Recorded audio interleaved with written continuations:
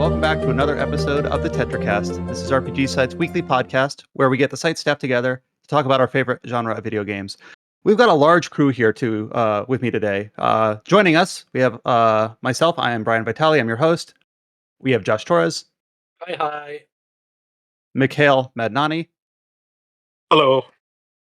Adam Vitale. Hello. James Galizio. Hey, folks. Chow Min Woo. How's it going? We also have Cullen Black. Hello, blink and you'll miss me. And we have a guest on our podcast today, and it is the owner of RPGamer.com, and that is Andi. Oh, you just told me how to pronounce your last name. Privitere. Yes. Hello, everybody. Welcome to RPG Cast 775 for the week of June 28th, 2025. I'm your host with the most, Andi Privitere. And wait a minute, this isn't the right show. What am I doing here? You aren't the 700s already in yours? Oh man, we're slacking. We just got to the 400s. How are we going to catch up? We've been doing this for like 20 years. RPGamer has like a decade on it. Yeah. RPG Cast started September 11th, 2005. Holy crap. And I assume you've rarely missed a week. So ironically, I am actually not the host. My husband, Chris Privitere, is the regular RPG Cast. Oh, okay. And he is also technically co-owner of RPGamer.com, but we don't talk about that.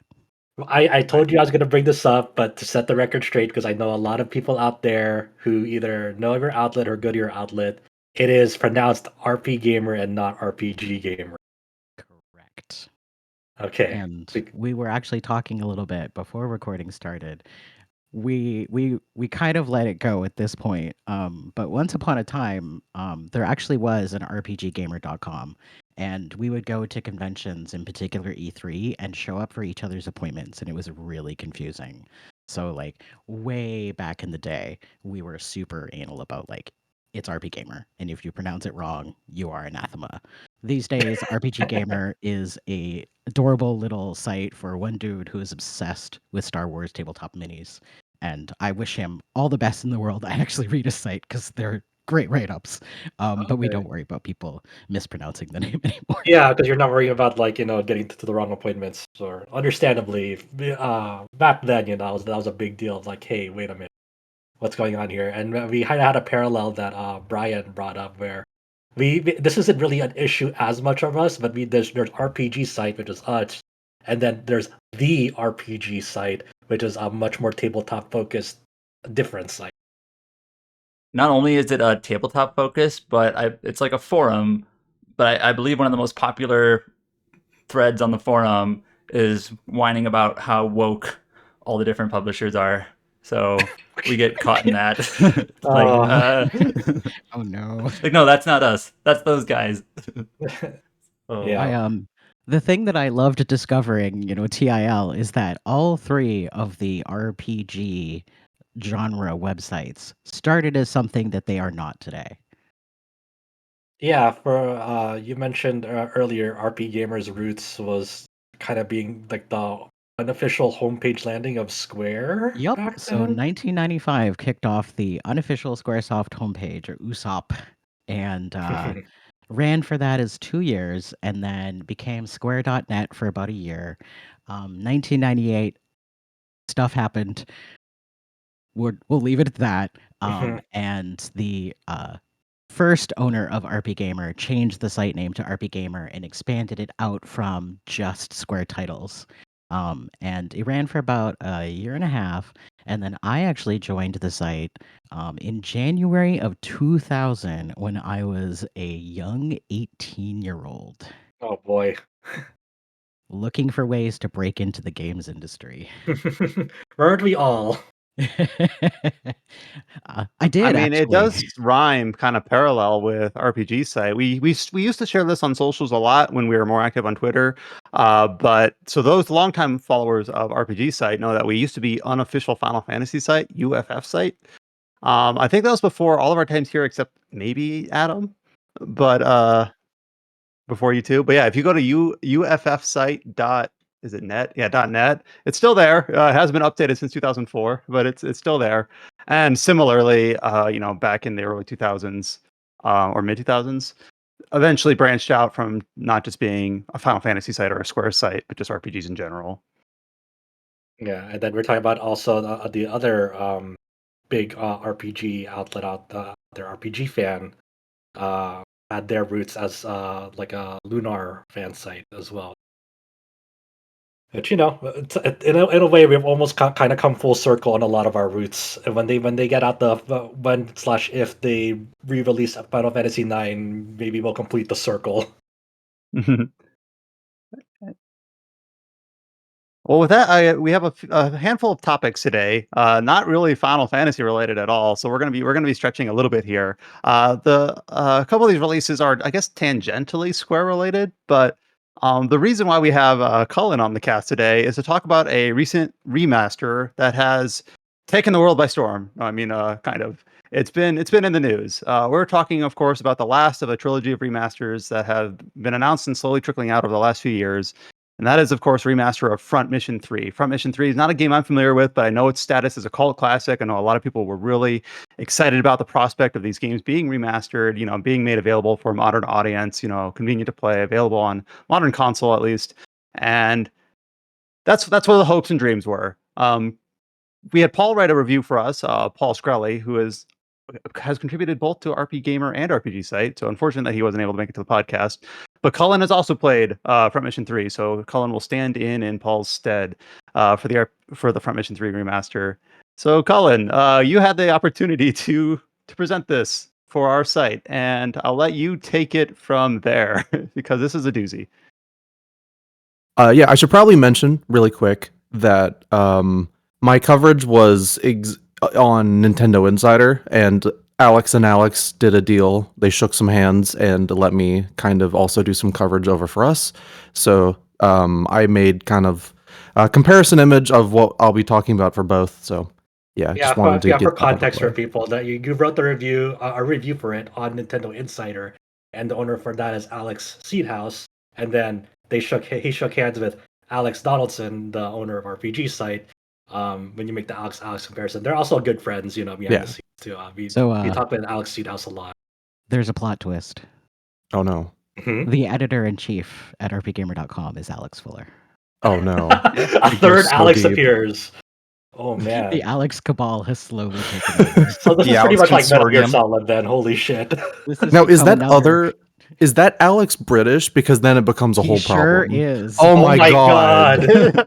Oh fuck. Okay, yeah, there's actual Metal Gear plot in the RPG outlet space then.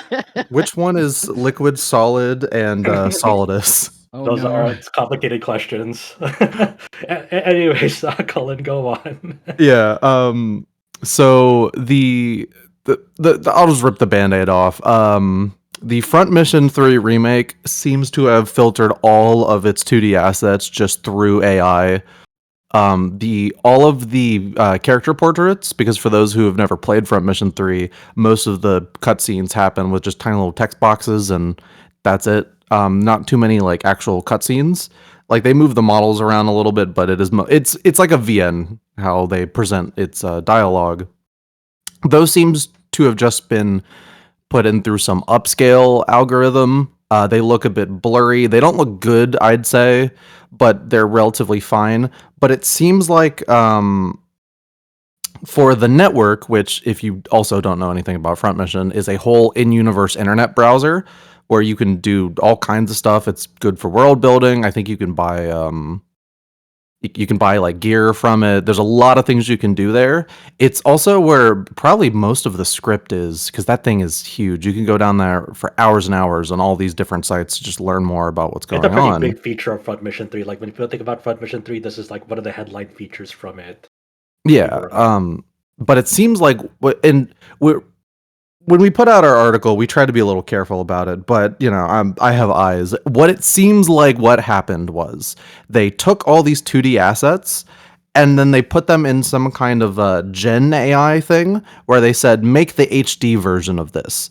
Because all of the new HD versions of the really tiny, like sub 240p images look like they just hallucinated a bunch of different details. It is every single image on here, and it just looks terrible. I was showing them to a couple people before, like, while we were deciding to make the original article, and I don't think I found a single person who thought this stuff looked good. If anything, I think it kind of ruins the feature, because in some instances, even on the internet, it'll depict a like there will be a mall it'll talk about, and it look like total like nonsense, and then you'll visit that place in the actual game where like all the like backgrounds were actually made by people, not just upscaling, and it'll look entirely different.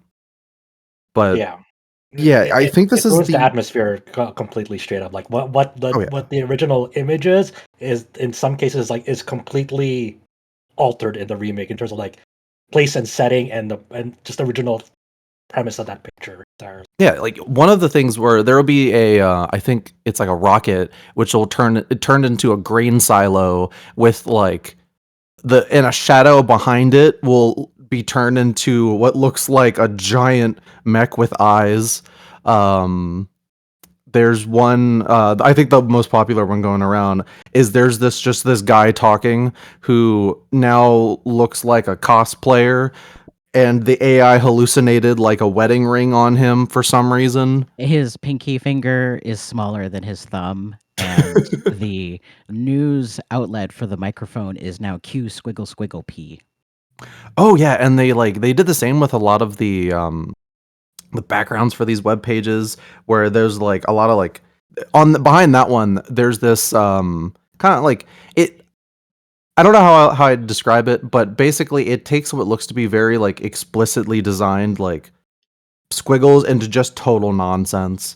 It's literally all the 2D assets look worse. Yeah, so there's an image of like a mall or something that's a fountain. It's very obviously Yeah. like a fountain, and it becomes like an ice rink or something else very shiny blue, and people are like standing on it, and it's just nonsense like that. And then there's another image that's clearly like a mesh like map of a base. It's like a green mesh map of a base, and there's even text that says like this is a base, like a military base. But then in the remastered or the remade version, it's like the map is no longer a map. It's just a bunch of overdefined green squiggles. One And of my also, favorite. a mech is now a helicopter. Yeah, that's what I was gonna crash. say. A And so crashed mech. this isn't like the Demon Souls remake lost its art direction. It's like, no, this is straight up making things up. Like it's not just it doesn't have the tone anymore. It's just like, oh, this image doesn't even make logical sense anymore. They would have been like better off just running it through like a pure upscaler like Anime 2X, like or whatever. Just like anything would have been better than what they did pretty much in this case. I'm like, even if like the resulting upscale would have been like still blurry, at least it's still like it doesn't lose its sense of its identity entirely, because this is just all straight up altered for many minutes.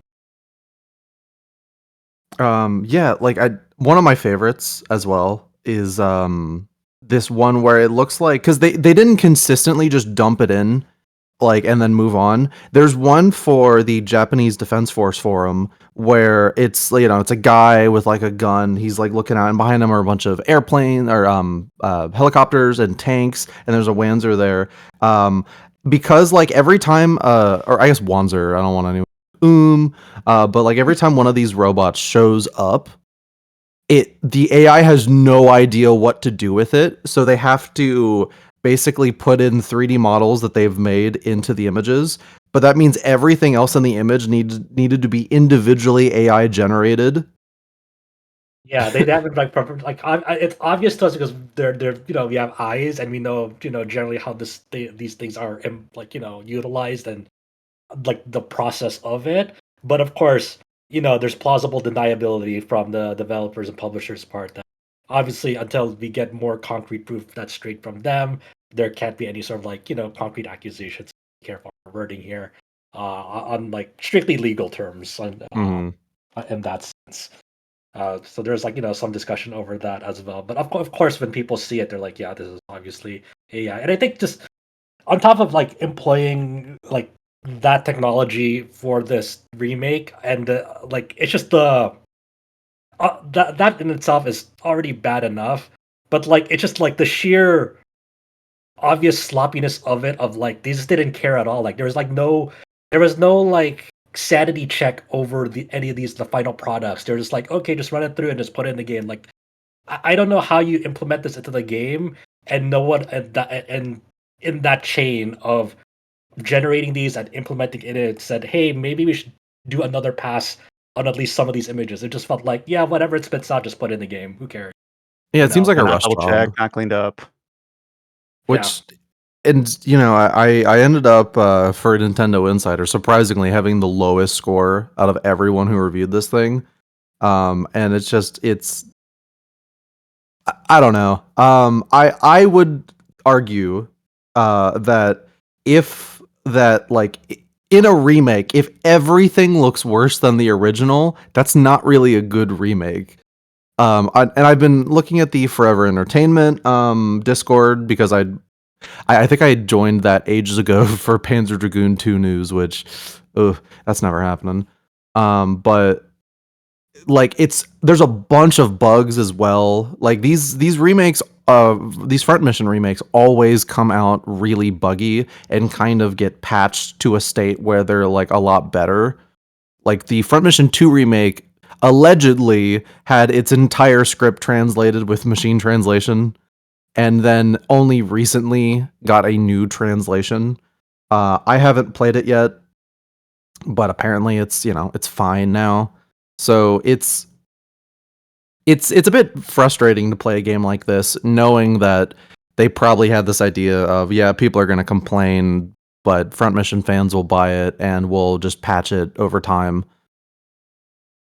Yeah, Not too fond of that. That sucks. That sucks. And like, it's just I just feel really bad of like the people who originally like created these assets, and even the original character designer of Front Mission 3, who was Akihiro Yamada. Like even outside of like the so allegedly a generative AI network assets, but even what they did to like the character upscale portraits in this Front Mission 3 remake, when there are already like high definition source material um assets out there that were in art books and elsewhere, that like they could have find more elegant decisions to even just update and those into high res portraits. Like there are source files out there that could have done that, decided they'll just kind of cheaply upscale them and be done with that and move on.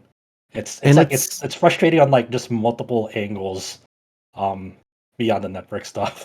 Yeah, like, and a lot of people are like, oh, you just hate it because there's AI in it, and like, yeah, well, for one, yeah, but two, it's not just the network that has issues. The 3D kind of stands mostly around like competent, like it's decent, but it really, you like play through some of the levels and it's just a lot of the atmosphere is just gone.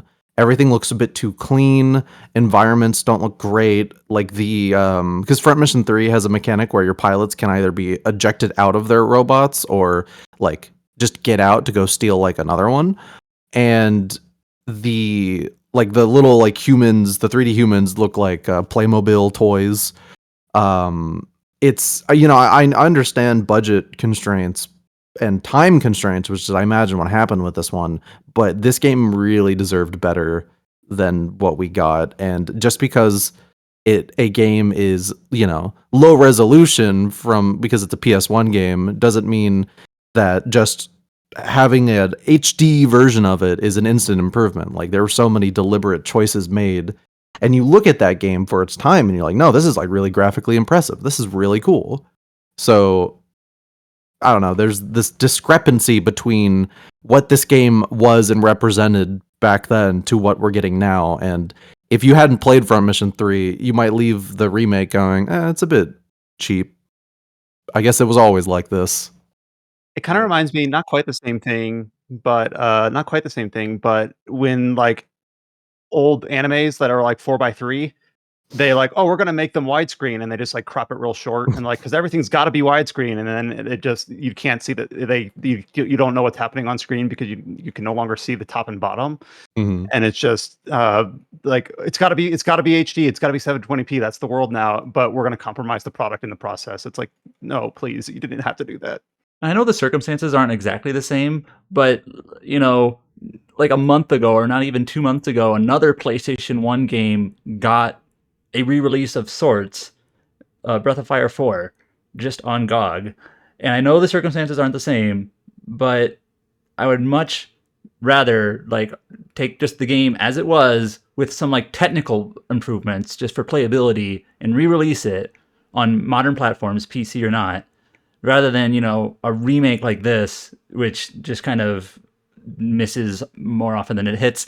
And then also one thing I want to note, it's not the most accessible, but you still can get a digital version of the original Front Mission 3 if you have a PS3. You can get it from PSN and download it and play it on like a Vita or a PSP if you wanted, or a PS3. So it's like it is available. You don't have to necessarily get a disc like the original version, but I also just kind of wish there was just more. First of all, this is opening a can of worms. I wish that more of those classic PSN games were available on modern PlayStation platforms, and also that they just were maybe more available on other platforms digitally entirely. But yeah, it is out there. You can get the digital version of the original with some effort. Yeah, like I would much just rather like have like even if it was like a straight port on other platforms, it feel that seems way more desirable than if this is going to be the end result. If you're trying to just re-release it. Yeah, like I was playing like just recently I was going through more of the Lunar remaster and I was like, this is kind of all I wanted Front Mission to be. Cuz when I started playing Front Mission 3 remake, I literally put up the original game on another monitor and was just going through them bit by bit just to see, and I constantly was like, wow, Front Mission 3 is a great looking game. Oh, I love ports. Can we just make more Yeah. ports instead Yeah, of like- these like remakes? Yeah, like I would say, like Breath of Fire, but also like the Dino Crisis on GOG and just that whole, just in general, what GOG has been doing in terms of like just making like ports of older releases. No, like fancy new like hey, here's a new HD assets or whatever. It's like we're just gonna make sure this runs on your system. We'll have basic resolution options and maybe implement like better controller support for them on PCs compared to like how they were originally released. But that's basically it, and and go and then just play it kind of as it was intended, with no spit and shine, just making sure it's functional. And I'm like, that's awesome. It would be really ironic if a different game from a different publisher released on the exact same day as Front Mission 3 Remake that was also a re-release that approached it in a different way to better results. That would be really ironic. That would be intriguing. That'd be crazy. I'd love to talk about that if that were the case. Yeah, we'll see. We'll see. But being devil's advocate, like it sounds like such a bad thing to say. Like, put the AI art assets aside. How does the gameplay, or like, but okay, like Front Mission 3, it's a cult classic for a reason. Let's say we're talking about the original now, or however we want to contextualize it. Like, let's say you grit your teeth, you bear it, you draw some blood, and then you're looking past all that shit. Like, why is this game so beloved? Like, why has it garnered the following that it does? Well, the mech gameplay, like the SRPG stuff, is pretty good. The two campaigns that's a really neat feature. It, like and even like I was playing as I was playing the remake and I was doing the battles, I was like, this can still be fun. The AI is currently all buggy, but like when the game works, it works, and you're like, there's this sense of like fun because fun in the RNG, because every time you get into an engagement with another one of the Wanzers, it's your attack will randomly hit parts of their body, so the enemy has as much reliance on the RNG as you do, of just trying to knock out certain body parts, because you can take out the legs to make sure an enemy can't move, or one of the arms to mean that they can't actually like use any of their like weapons they have.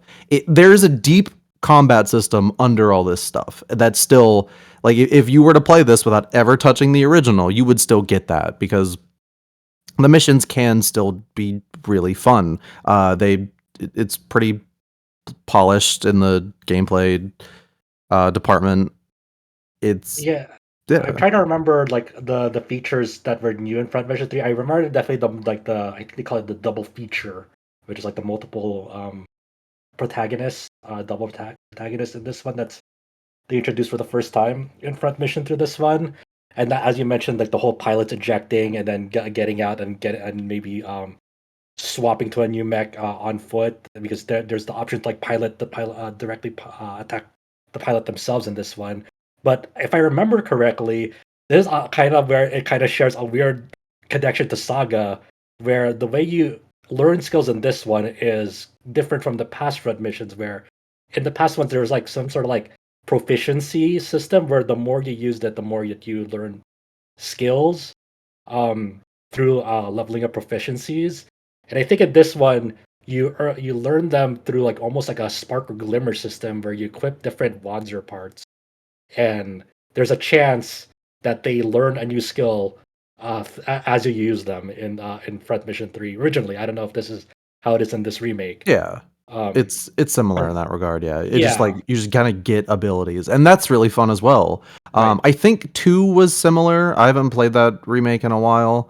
But there's something really exciting in the same way of Saga, where you like, let's say, your mech's about to die, you're like really like you're pushing it, and then you just like a new skill just activates, which would mean you get another free attack, and that can really like, like down to the wire, that can decide how that battle goes. It's really fun.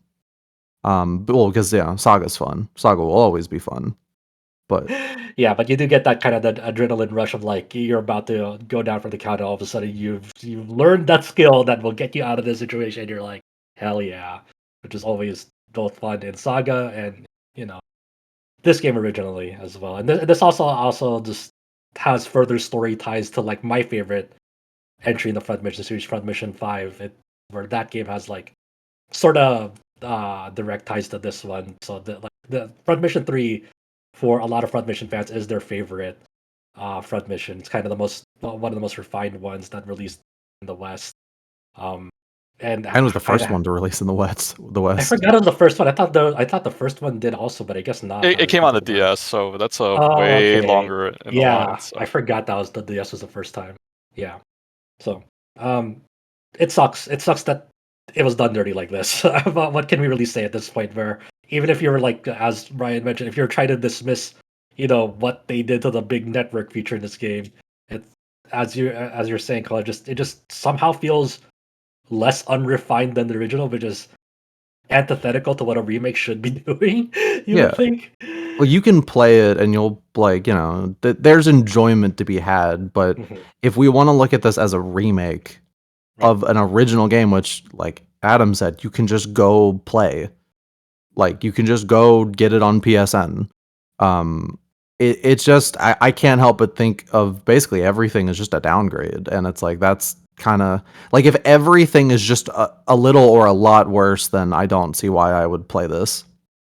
Like, does this Besides- game have any redeeming qualities? Maybe like a fast forward game or something in battle to speed up things? Yeah, Does like, you that can- make up for it? Or You can anything? skip turns, like you can do speed, like quick, quick, like there's like an option where battle animations will just really speed up every time you do them. But like I kind of don't play SRPGs for that. Like I do like a lot of the presentational fluff that goes into them. It's one of the reasons I was also so disappointed that the Front Mission 2 remake just cut out all the really cool long battle animations and just simplified everything, because it made battles take forever, but they look so cool, and like the right thing to do there would have been to just keep the original as an option, and then have the new animation style as make it a toggle or a switch or Yeah. something like why compromise either way. So yeah, I understand why this game is getting like kind of decent reviews, but I guess it really just depends on what you go to these for, and what I go to SRPGs for was not really met here. And if I want to go revisit Front Mission 3, I'm gonna just go play the original. And also, so Cullen, as he said, he reviewed this on Nintendo Insider. Paul reviewed it for RPG Site, and he was also a lower score. I don't think he was quite as low as Cullen, but he was more or less on the same page. Kind of like, the game itself is fine, but everything else about like anything that was changed or altered was like either for the worse or like a huge misstep. So he wasn't very fond of it. It's just it's a huge blemish also in the terms of like if you're trying to discuss this on terms of like what the original developers' visions were. Like that network part was like, hey, this is an interesting insight, like what they thought the future would look like. As they're trying to paint the scenario, of what the far future with these mechs looks. That's Yeah. a huge bummer as well, because they had really interesting ideas that just kind of blankly, straightforwardly, just like this remake shits on. Mhm. And if you don't care about that, then Yeah. go play the game. I guess Yeah, there's fun to be had. But yeah, thank you to you and Paul for checking out the game and for you doing that, in that investigation over, hey, what did they do to the network feature in this game? And you took a look inside the box and compared to the original, you're like, oh my god, I wish I wish I closed the box. Yeah. But now you've unleashed Pandora's box. But I think it's important too because hey, people now have a more informed decision about it. Unfortunately there were some people. It's like, hey, is there any way to cancel eShop pre-order? As a result of like what you found. It's really really important to point these things out when you see it. Like it also was weird on that day too when Bandai Namco released a trail like an overview trailer for the upcoming new Hot Shots golf game, and then people went to the Steam page, and then down on their AI section for that game, they're using generative AI on the textures of the foliage of that game, like the leaves and trees, and it's like, what are we doing here, man?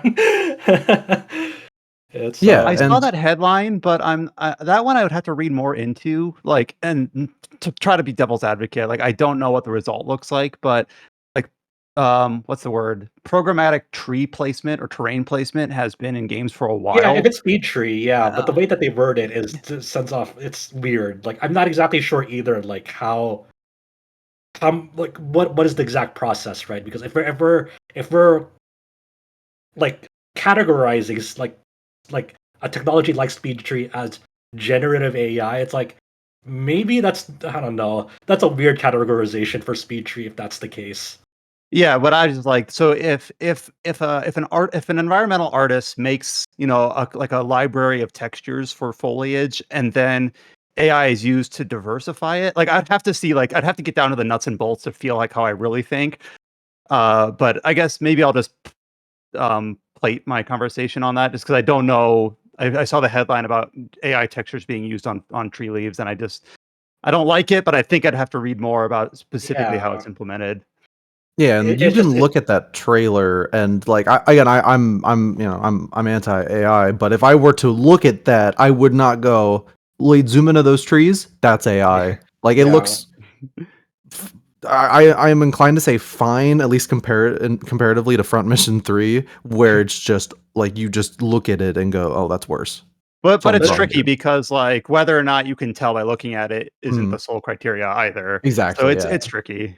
Yeah. So I think I hope someone is able to shed some light on that, whether they're able to tell based on when the full game comes out, or like if maybe there some anonymous hubbub behind the scenes of like a developer speaks to, who knows. It was just like, it was kind of like a weird thing to like encounter after Cullen's article, and it's like, okay, Right. what are we doing here, man?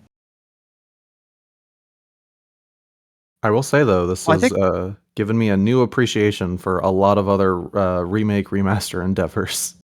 Oh yeah, yeah. Um, well, that kind of tethers into our next conversation really well. Thank you, Colin. So of Yep. course, If you've been following RPG Site, we also have a review for another remaster that has been long awaited. It's been undated for a while. It's been in the works a while. I know a very small people of dedicated, cult followers have been looking for this for a while, and that is the remaster of System Shock 2. So, of course, a few years ago, we had the remake of System Shock 1 by Night Dive Studios that I actually covered and thought really highly of, had good critical and commercial response to it. System Shock 2, slightly different, but arguably the more popular of the original games for several reasons. So I know for our site, Adam has been covering System Shock 2, but Colin, you've also had a chance to play it, or did you just pick it up when it released? I forget. So originally we were gonna cover the Switch version of this, but they delayed the console version out. Right. But because I pre-ordered System Shock Remake, I just got a code for this. More accurate, it just showed up in my library, but I was really excited to play this. And just yesterday, I did like a 7 to 8 hour session with the multiplayer function, like doing 3-player co-op on this thing. And I'll let Adam go from here, but I am absolutely loving what they did with this remaster. It is kind of my ideal, I guess remaster. Yeah. Yeah. So the way I framed this review, I reviewed it for our site, is that I grew up in the 90s on like PC games. So those are the first games I was introduced to, and I played like until I got like a PlayStation 2 when I was 12 or whatever. So like a lot of my childhood and adolescence, I was like a DOS gamer, playing things like Doom or Maxis games or Sierra games, or whatnot. And after the fact, I had heard a bunch about System Shock 1 and 2 releasing in the 90s, but I had never played them. Granted, had I played them when I was just a preteen, they'd probably be too complex for me, but like they're basically from the era that I kind of grew up in. So it always sort of felt like a part of this canon of PC games, classic PC games that I just never played. And so when Night Dive, I don't remember the exact order of things, but I think they originally released like System Shock 2 on like GOG and Steam like 10 years ago. And then they were going to do a remaster. Then they did the Kickstarter for the remake. And again, I don't remember all the order of things, but the remaster of System Shock 2 finally came out. And it feels like it's been a long time coming. So I've been looking forward to this. And when I boot up the game and start playing it, it feels familiar to me, even though I've never played it before. It feels like, and it looks like a game from the 90s. It's obviously not, it is a remaster. They have some, improved UI elements, some improved textures, and a lot of subtle tweaks here and there. But this isn't a remake. It's kind of the opposite of Front Mission. They're trying to, when I spoke with Night Dive, Larry Cooperman at GDC, and basically the goal for a lot of Night Dive's work is to make it appear as if like the game you remember, right? Like this is the game from your childhood. May not be exactly the same as the one that was actually 25 years ago, but it should appear like it and feel like it. And I've never played the original. I don't know. I can never have that experience of playing the original in my childhood. But playing this, it just kind of felt like I kind of felt that nostalgia, even though I never played it. I hope that makes some sense. It just has that sort of design ethos, that sort of feel, and even of some, a little bit of just kind of the style at the time in terms of how menus work, how dialogue works, how the interface works. It is a little bit, it's not as streamlined as more modern games. It takes a little bit of getting used to, like, oh, how do I do this? Oh, I can click and drag. Yeah, I can press this button and open up this menu and do these things. It does take a little bit of getting used to how to control it, but it kind of felt like playing a game from the past, even though it is a new remaster. So that's kind of the point. And when I was reading some other reviews of this, of System Shock 2 25th Remaster, I'm trying to remember the title, 25th Anniversary Edition, there were some kind of negative feedback about like the game has aged, or the game, could have used more quality of life or whatever. And I understand those like criticisms, and I see where they're coming from, and they're evident. But I don't really agree that that's like a problem necessarily. It's just like, oh, this is how the game was. And Yeah, that's why I'm playing System Shock too. right. So, like, for example, if you want to equip a new weapon, you can use the scroll wheel, I think, if I remember correctly, to change weapons to some degree, or you can go to your menu and like click and drag it into your like weapon slot. And it's sure maybe a little bit tricky to do that, but I don't know. I mean, I grew up with these sorts of games. That makes sense to me. Well, I remember when I was playing the System Shock remake, I felt similarly, but eventually, at least for me, you kind of acclimate. And it's been a few years now, but I played the original two Fallout games, which are, very not modern user friendly. But eventually, you just you get used to it. You kind of get in the mindset. You realize how it works and how systems fit together. And I'm kind of glad that they don't like say, "Oh, here's an opportunity to change how it was." Having not played the second game, but played the first, like I'm glad they didn't really touch Beta Grove, which was like an infamous difficulty spike in the first game. Like they could have easily said like, we're going to change how this works to just make it a little bit, more convenient, flow a little better. But they're like, no, we're not going to do that. We're going to keep it as it was for the most part. And that's a tricky decision to make. Like those people make the big bucks in terms of like, we're directing a remake of a classic game. Where do we keep it the same, and where do we implement something new? It's easy just to say like, oh, always keep it as it was, but at some point, trying to make it so that you're still trying to sell a product to a 2025 audience. Where do you draw the line? And it's not an easy question to answer. Yeah, I don't want to argue that you should never ever change anything. Like for example, the Right. Suikoden remasters probably could have used improved inventory management. Like Yeah. that's something that sure that's how it was, but it wasn't that was more of a limitation at the time rather than that's something that's not gonna change the flavor of the game if you give it a better inventory management, right?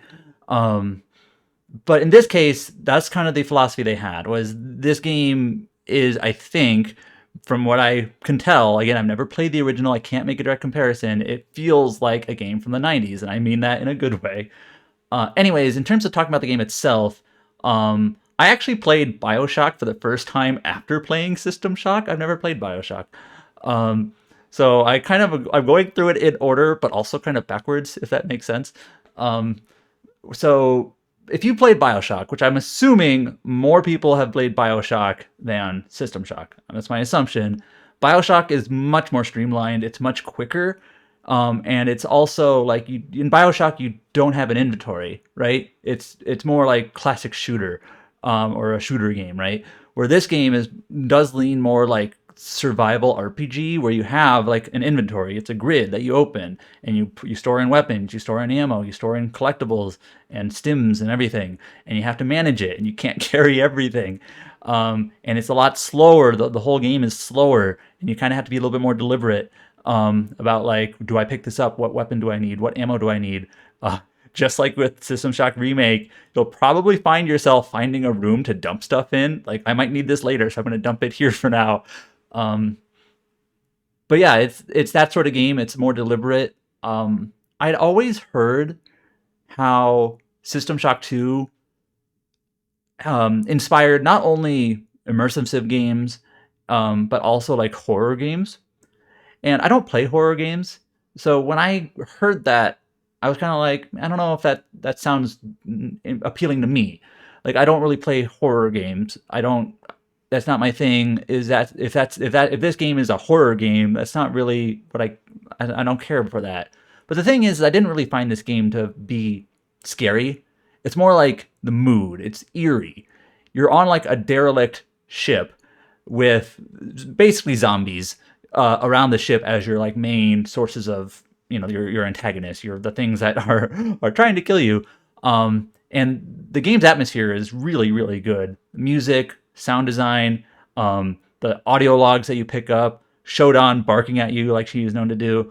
I think everything about the game's like mood is probably one of the best things about it. It's outstanding. And I'm kind of glad they didn't they left it as it was to that degree. But yeah, I will say there are spider enemies. So if you don't like spiders, There sure are. there are Oof. spiders. So Those Colin, things I'm don't die curious about quick enough. your thoughts on System Shock 2. Yeah, so I had played the like bits of the like the old PC version, for like way back in the day, and I always was like fond of it, but I was like looking for a reason to kind of go back and actually like play it properly. This just really knocked my expectations out of the park. But granted, after Front Mission, I was like, I think video games were a mistake. So I decided to play through the game with a bunch of friends. I'll probably do a solo playthrough like later myself, but um the co-op was some like feature. I don't remember the specifics, but it was something that was either barely functioning back on PC or was not really intended to be something that shipped on launch. And it does show like this game is clearly not meant to be played with multiple people, but I think it works despite that. Like if anyone here has ever done any co-op mods for Half-Life, it's a similar situation. But yeah, like it's a lot of fun.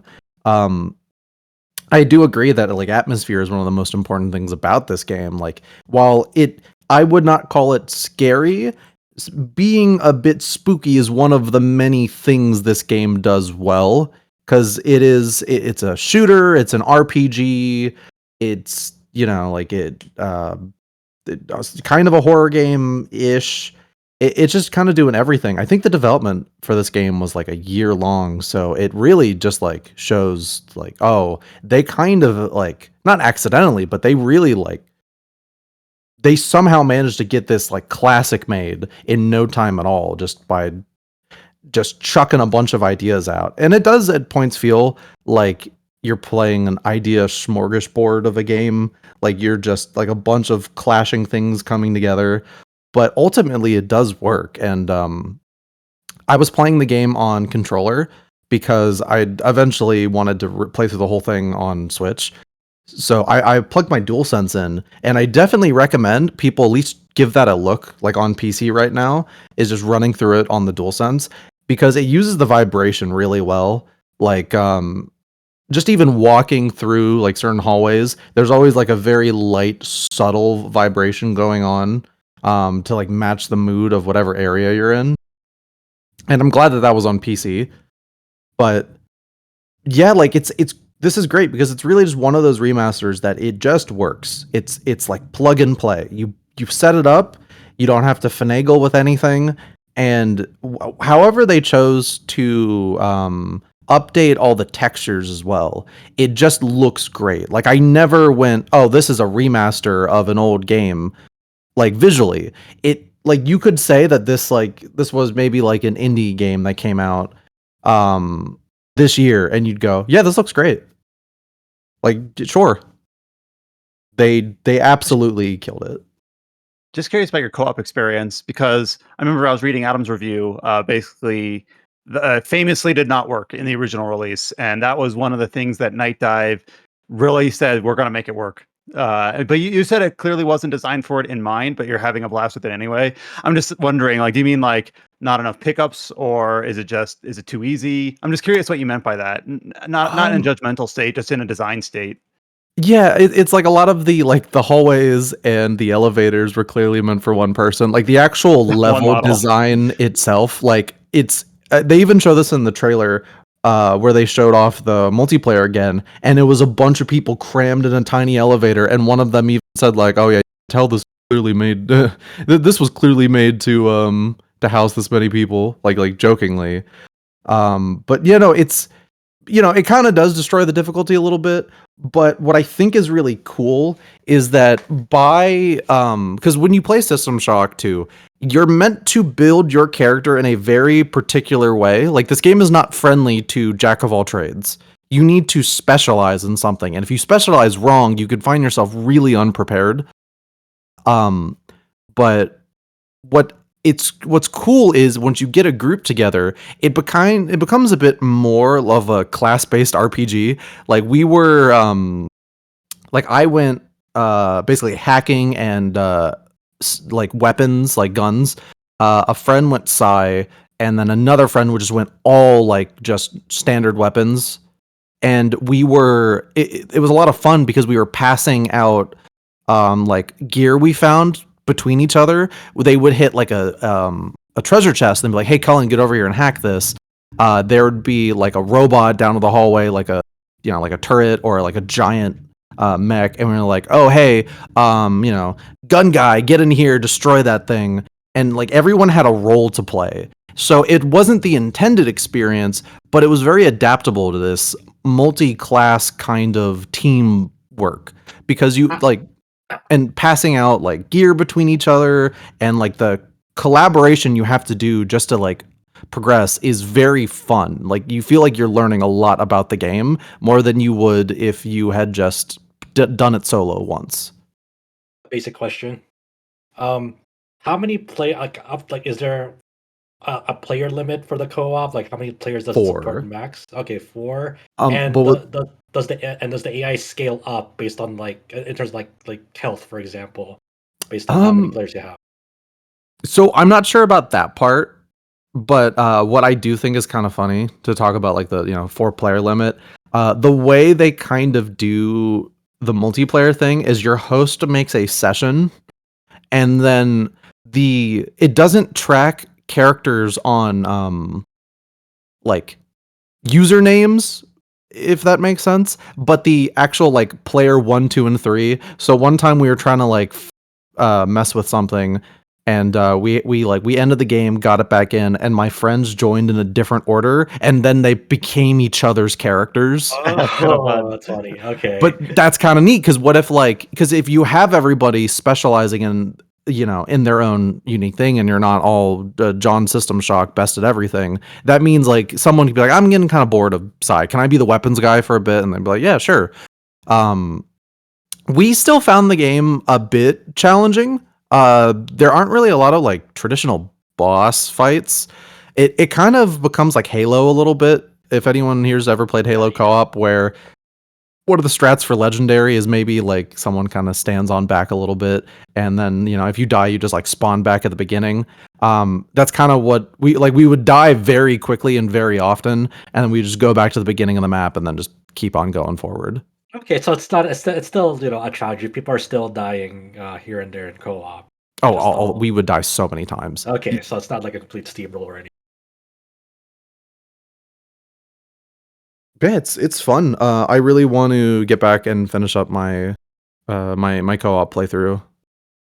Now, do you know with the co-op playthrough? I have a question because I tested it a little bit. So like if you start a game with 3 players, like a session with 3 players, do you have to always have 3 players now? Like you can't just have 2 people join and leave one behind. I think you can do 2, but I don't think you could go 4. You can't. If Yeah, that makes sense. I think there's some limit. Like if you start with 3, then you can never have a 4th, or something like that. Which I guess kind of makes sense the way the game works, because you're not really. Yeah, they can't just throw in a character. I know that. Yeah, I didn't get a chance to test out like stuff like that, but it seemed like there were some things that you have to be a little careful of on terms of setting up the playthrough. So it's definitely a little jank still. What was really funny is one of my friends for the first hour wasn't getting any cyber modules. So we had to quit out and then start again, and then he started like getting them, but he definitely missed out on like 30 to 40, which is a pretty big deal early on. And I think they just patched that out earlier today. But it's not like the perfect co-op experience, but the game wasn't really designed with it, so it's a really nice option to have. And for what it is, it works way better than I would have expected. It feels like it feels like playing LAN, which is kind of funny because I think you can play this LAN if you wanted. Or really old school. By the way, how does this game play on Steam Deck, Mikhail? Yes. Yeah, so just before getting to that, what you mentioned in your review about how this was kind of a blind spot for you, it was the same for me. And with Night Dive, this happened for the second time because I had never played Quake in the 90s, despite playing Doom, Wolfenstein, Heretic, Hexen. Quake just somehow, I just never played it. So For System Shock, I played the remake. I didn't play the original. But for System Shock 2, I was playing some of the original, what they call System Shock 2 Classic now. And yeah, I just agree with Colin. Like, obviously, I just played it on Steam Deck and a bit on ROG Ally because I was hopefully going to cover the Switch version, which got delayed. And yeah, like I just love how it plays with the controller. And in general, with Steam Deck, it's like this is one of those games where you just boot it up and everything works fine out of the box. It runs at like 90 FPS, no problems with anything. The only thing I did change is I recommend people do this in every shooter or any like third person game with aiming. You map the mouse to the right trackpad because that dramatically elevates the experience in games like this. Because despite this having controller support, you kind of need some sort of precision aiming sometimes to like pick up stuff. And also that helps a lot. It's kind of like what people would do with gyro support on maybe Switch games and stuff. So yeah, it's just perfect on Steam Deck. That's what I said in my article, that no complaints at all. And we even got the multiplayer working, and you hit me with a wrench and killed me. So thanks for that. Oh yeah, Mikhail, that actually, what you just mentioned kind of made me curious. Is there no gyro on Steam Deck? I don't think it's like the game doesn't have any support for it, but You you can can do it through Steam yourself. input. Yeah. Well, Yeah, because I so just plugged up okay. my DualSense and gyro just worked. Like I didn't touch anything. Okay. It just worked. I will probably look into this myself because I am not a fan of gyro if I can use the trackpad. So once I got the trackpad working, I was just like, this is perfect now. But yeah, Yeah. that's a good point. I will check that next Yeah, time. and And it's I will worth also be check. Yeah, go ahead.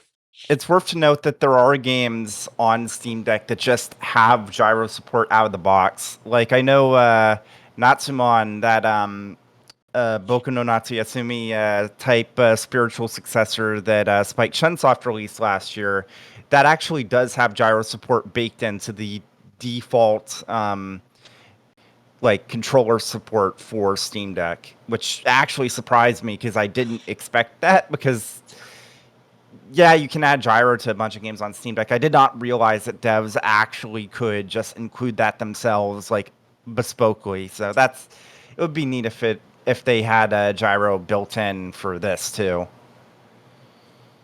This actually reminded me of the Rune Factory Guardians of Azuma, which does not have gyro support on Nintendo Switch or Nintendo Switch 2. And on Steam Deck, you can just force that yourself and you can use the trackpad. So not only is that game like better because you can get 60 FPS portable now without issues, but you can also do this. So yeah, I completely forgot about gyro. That's something for me to keep in mind going forward.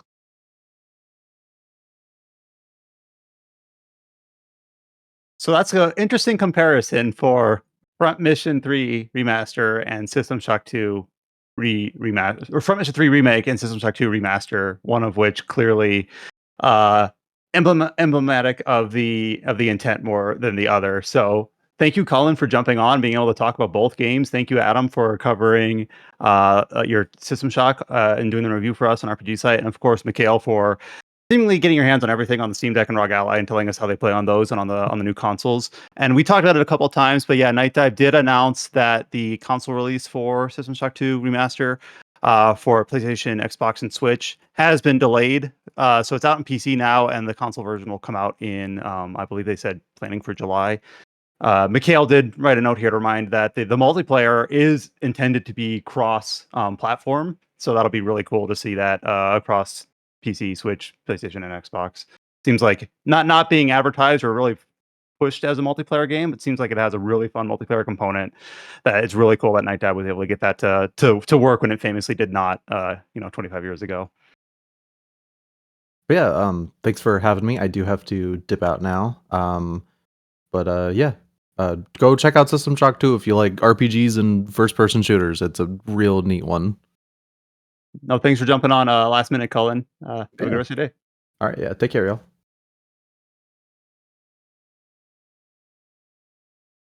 We got a few more topics to talk about before we go into articles and news. This one is one that we kind of teed up last week as a big release for this week, so was expected to talk about, and that is the release of, I hope I get this right, Persona. Is it Persona 5: The Phantom X? Is that Yeah. the full title? That's the So full I'm going to hand it title. off to to Josh for this, because right before we started recording, you said you have been putting several hours into this game. We've of course it's been out in the China South Asia market for a bit. Yeah, it's I don't have the China, details, so Taiwan, tee me Korea. up. Remind us about where we're at about this release. Yeah, so the original release in China came out about over a year ago. Over there, they're currently having a collaboration with Persona 3 Reload, adding Persona 3 characters into it over there at the moment. This had other releases after that, following it in Taiwan and Korea. Um, and then now, for the first time, we're getting it over here in the West, like a global version, also in Japan as well. They're both side by side simultaneous releases. So they're kind of in it together for this release of the game. Um, this is a strange one because you're thinking about like, okay, they're making this kind of the decent budget, big budget, like a mobile focused has gotcha systems RPG based on the Persona 5 universe. Because as we saw hard numbers on Persona 5 Royal last week, along with just what we know of the original Persona 5 release, people all around the world really really like Persona 5, and it sold a lot throughout the year. It is definitely one of the biggest money makers over there in Sega and Atlus. And it had got several spin-offs with the dancing spin-off. You had the Persona 5 Strikers, um, and so on. So what they've done next is, hey, we're gonna tap into this free to play market, and the prospect of it is enticing for several people. Like they want it's a free to play Persona 5 experience. Don't have to spend a cent on it. Of course, you can dump money into it if you want, for a lot of different currencies, for a lot of resources, primarily, for the to pull characters if you want weapon, if you so desire. So it's to me, it's a fascinating prospect of like, okay, I want to see how this thing comes together. How do they get the framework of Persona 5 and adapt it into this free to play structure that emphasizes a games as a service model with long progression, where you can't just boot up the game and quote unquote beat the game at your own time and pace. You uh, as with every one of these games that have this like structure, you start the game, you play as much or as little as you want, but eventually you hit a wall where like you'll run out of content until the next patch hits and so forth, and you're stuck in that cycle of waiting for patches to hit if you're playing it often, and running into these um, roadblocks where you just kind of have nothing to do in terms of like progressing. So it's funny the way that they first opened up this game, where it starts exactly like Persona 5, where it is that it fast forwards you into that casino heist opening from Persona 5, has that anime cutscene. It has Joker, at the ceiling, traversing over the crowd at the casino, and it's like 1-to-1, almost exactly like that first like 2 to 3 minutes of the game, and then you get into that first tutorial fight with Joker against that one demon. Um, and right after that happens, throughout this whole sequence, you've been seeing like some of these like glitchy effects, to convey to the player, hey, this is a similar but different side of Persona 5. So right after this tutorial fight in the game, the first fight in Persona 5, you have this mysterious character show up in front of Joker, which is your main character for this game. His code name is Wonder. You can rename him, but I think like the default name it gives you is like Nagisa Kamishiro. It's funny because they ran into the character limit, so in the it's Kamishiro, even though it's supposed to be Kamishiro, but the character limit couldn't fit all of that. So, but the code name is Wonder, so I'm gonna refer to this dude as Wonder because it's easier for me. And in this sequence, you kind of have Wonder, uh, kind of beat up Joker, but then you find out very quickly, like after this whole flashy fight scene between them, it's like it was all a dream. Wonder wakes up in his room, and he's just like a normal school student. I forgot what it's a different high school from Persona 5, the original game, but I forgot exactly which high school this is that he attends. Um, but it's very much spiritually like mimicking deliberately like the beginning of Persona 5, where you have a very similar premise of like Wonder is just like a normal dude. He doesn't have the baggage of the of Joker He has from a really Persona good 5. fucking life. See Yeah, how big yeah, his house is? yeah, yeah. He doesn't have the baggage of Joker in terms of like he wasn't like he didn't he's not looked up frowned upon on like Joker is at the very beginning, where he doesn't have like a sort of like a criminal record, and he's not like a freeloader for this distant family relative. He doesn't have that baggage. Wonder is relatively more normal than that, but you things quickly pick up once you notice that, like, oh my god, after you get off of class that day, you see a woman try to take her life. She jumps off from the rooftop, very similar to Persona 5, and like they're just you feel obviously something is wrong, something feels off, like you just feel like the people around you has something similar to like Persona 3's apathy syndrome. Like people feel like their free wills, their desires, they've been kind of like sucked away. And it's not everyone, but there's definitely some people, and you're just like this. There's got to be something that feels off. Eventually, you find yourself in the metaverse, like in Persona 5, in Mementos. It's kind of a weird structure here, where Mementos and palaces are like completely different things. In this one, it integrates Mementos as sort of like the road to a palace. So that's integrated much more into one package, unlike Persona 5, where Mementos and the palaces were their own distinct thing, their own distinct track. So in the very beginning, you drift into Mementos. You are following this sort of the Morgana s character. The code name is Cattle for this character. I forgot the exact name of this owl, but they go by Cattle in there as their code name. There Um, now. yeah, and they're an owl. Um, and so Sorry, I have to you interrupt here. Does the yeah, owl yeah. do a bunch of like who puns? No, this owl is Occasionally, not too much. not too much. Yeah, there is here and there, but they lean to the stereotype of like they mispronounce things. They have wordplay to them, and they sometimes their like pronunciation is off in the deliberately. So like so they have like weird like wordplay at times with their more relatively elegant and refined dialogue compared to Morgana. They're more highbrow than Morgana, I guess is the best way to put that. Um, and so you get into this battle with the demons in Mementos, and when you're up against the wall, you can feel that they're kind of stripping you of your desire, your free will, like the you know something that's afflicting the people in the real world is directly linked to like how their shadows are being sucked away from like Mementos and shit like that.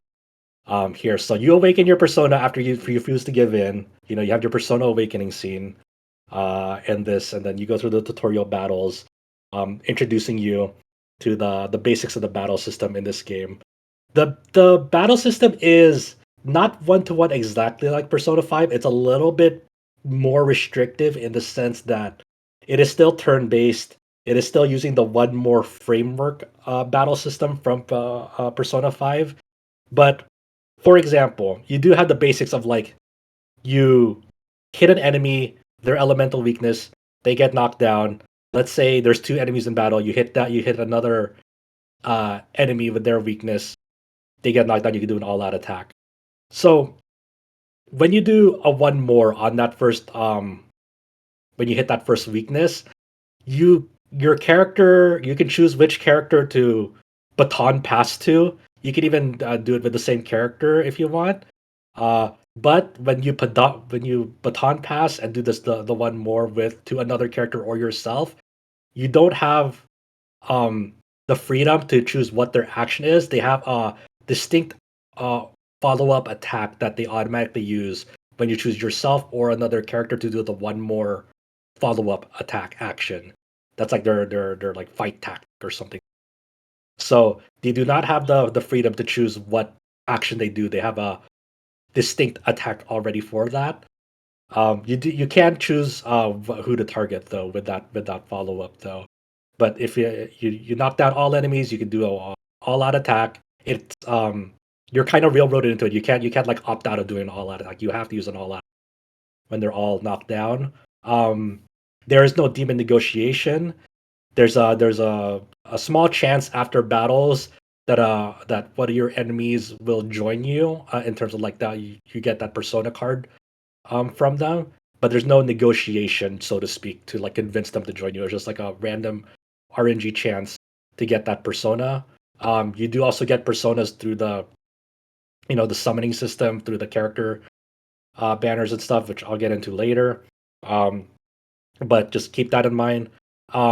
Wonder himself, just like in Persona 5, he can equip up to 3 different personas, but he has to be level 30 to equip all 3. He unlocks his second slot on like level 20, but he's locked to 3 personas, and those make up his attributes and his skill set. So still fairly flexible compared to the rest of the party. We'll have predefined move sets and skills. Um, so you do have a little bit of a control over that. There is Demon Fusion, which is um, it's restrictive, relatively more restrictive than the main games, because think of it like your only option in the Persona Fusion is the Search Fusion, and the way that you make up different demons always has the same persona, like only one way to make them. Let's say if you want to make Archangel, it's always going to be Pixie and Jack Frost. Any you can't do any other um like sort of different ways to fuse an Archangel. It's always going to be Pixie and Jack Frost. And that's pretty unusual because almost every Persona SMT game you have multiple ways to make most fusions. Right. Yeah.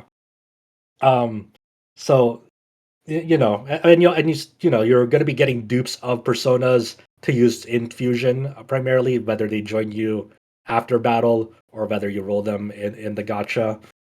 So that's how they're employed. It's still fairly flexible compared to other games of this genre, free to play genre, but it is compared to the original main games, way more restrictive in that regard.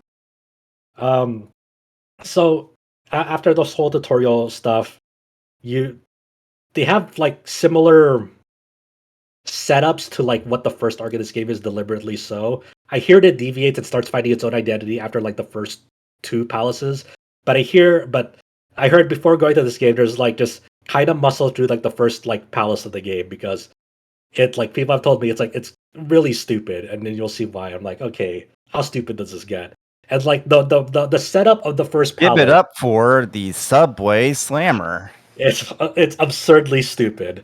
So yes, as James mentioned, the first like major villain is known as the Subway Slammer, and there's like a normal businessman who shoves people to gain us like a sense of superiority and power over people, of like just shoving them in the subway, like, and mainly targeting women during this, but still shoves dudes as well. um but like they just kind of gain a sense of superiority. It's like, okay, well, this is kind of really stupid. I mean, the first arc in the original game was like really really dark, so like but I think it's really funny, really, really funny that the main reason why you're even so focused on taking him down is that for whatever reason, Wonder has like a premonition. It's like he's eventually going to shove a woman with a baby carrier down the stairs. He's going to kill a baby. It's like, yeah, oh, God.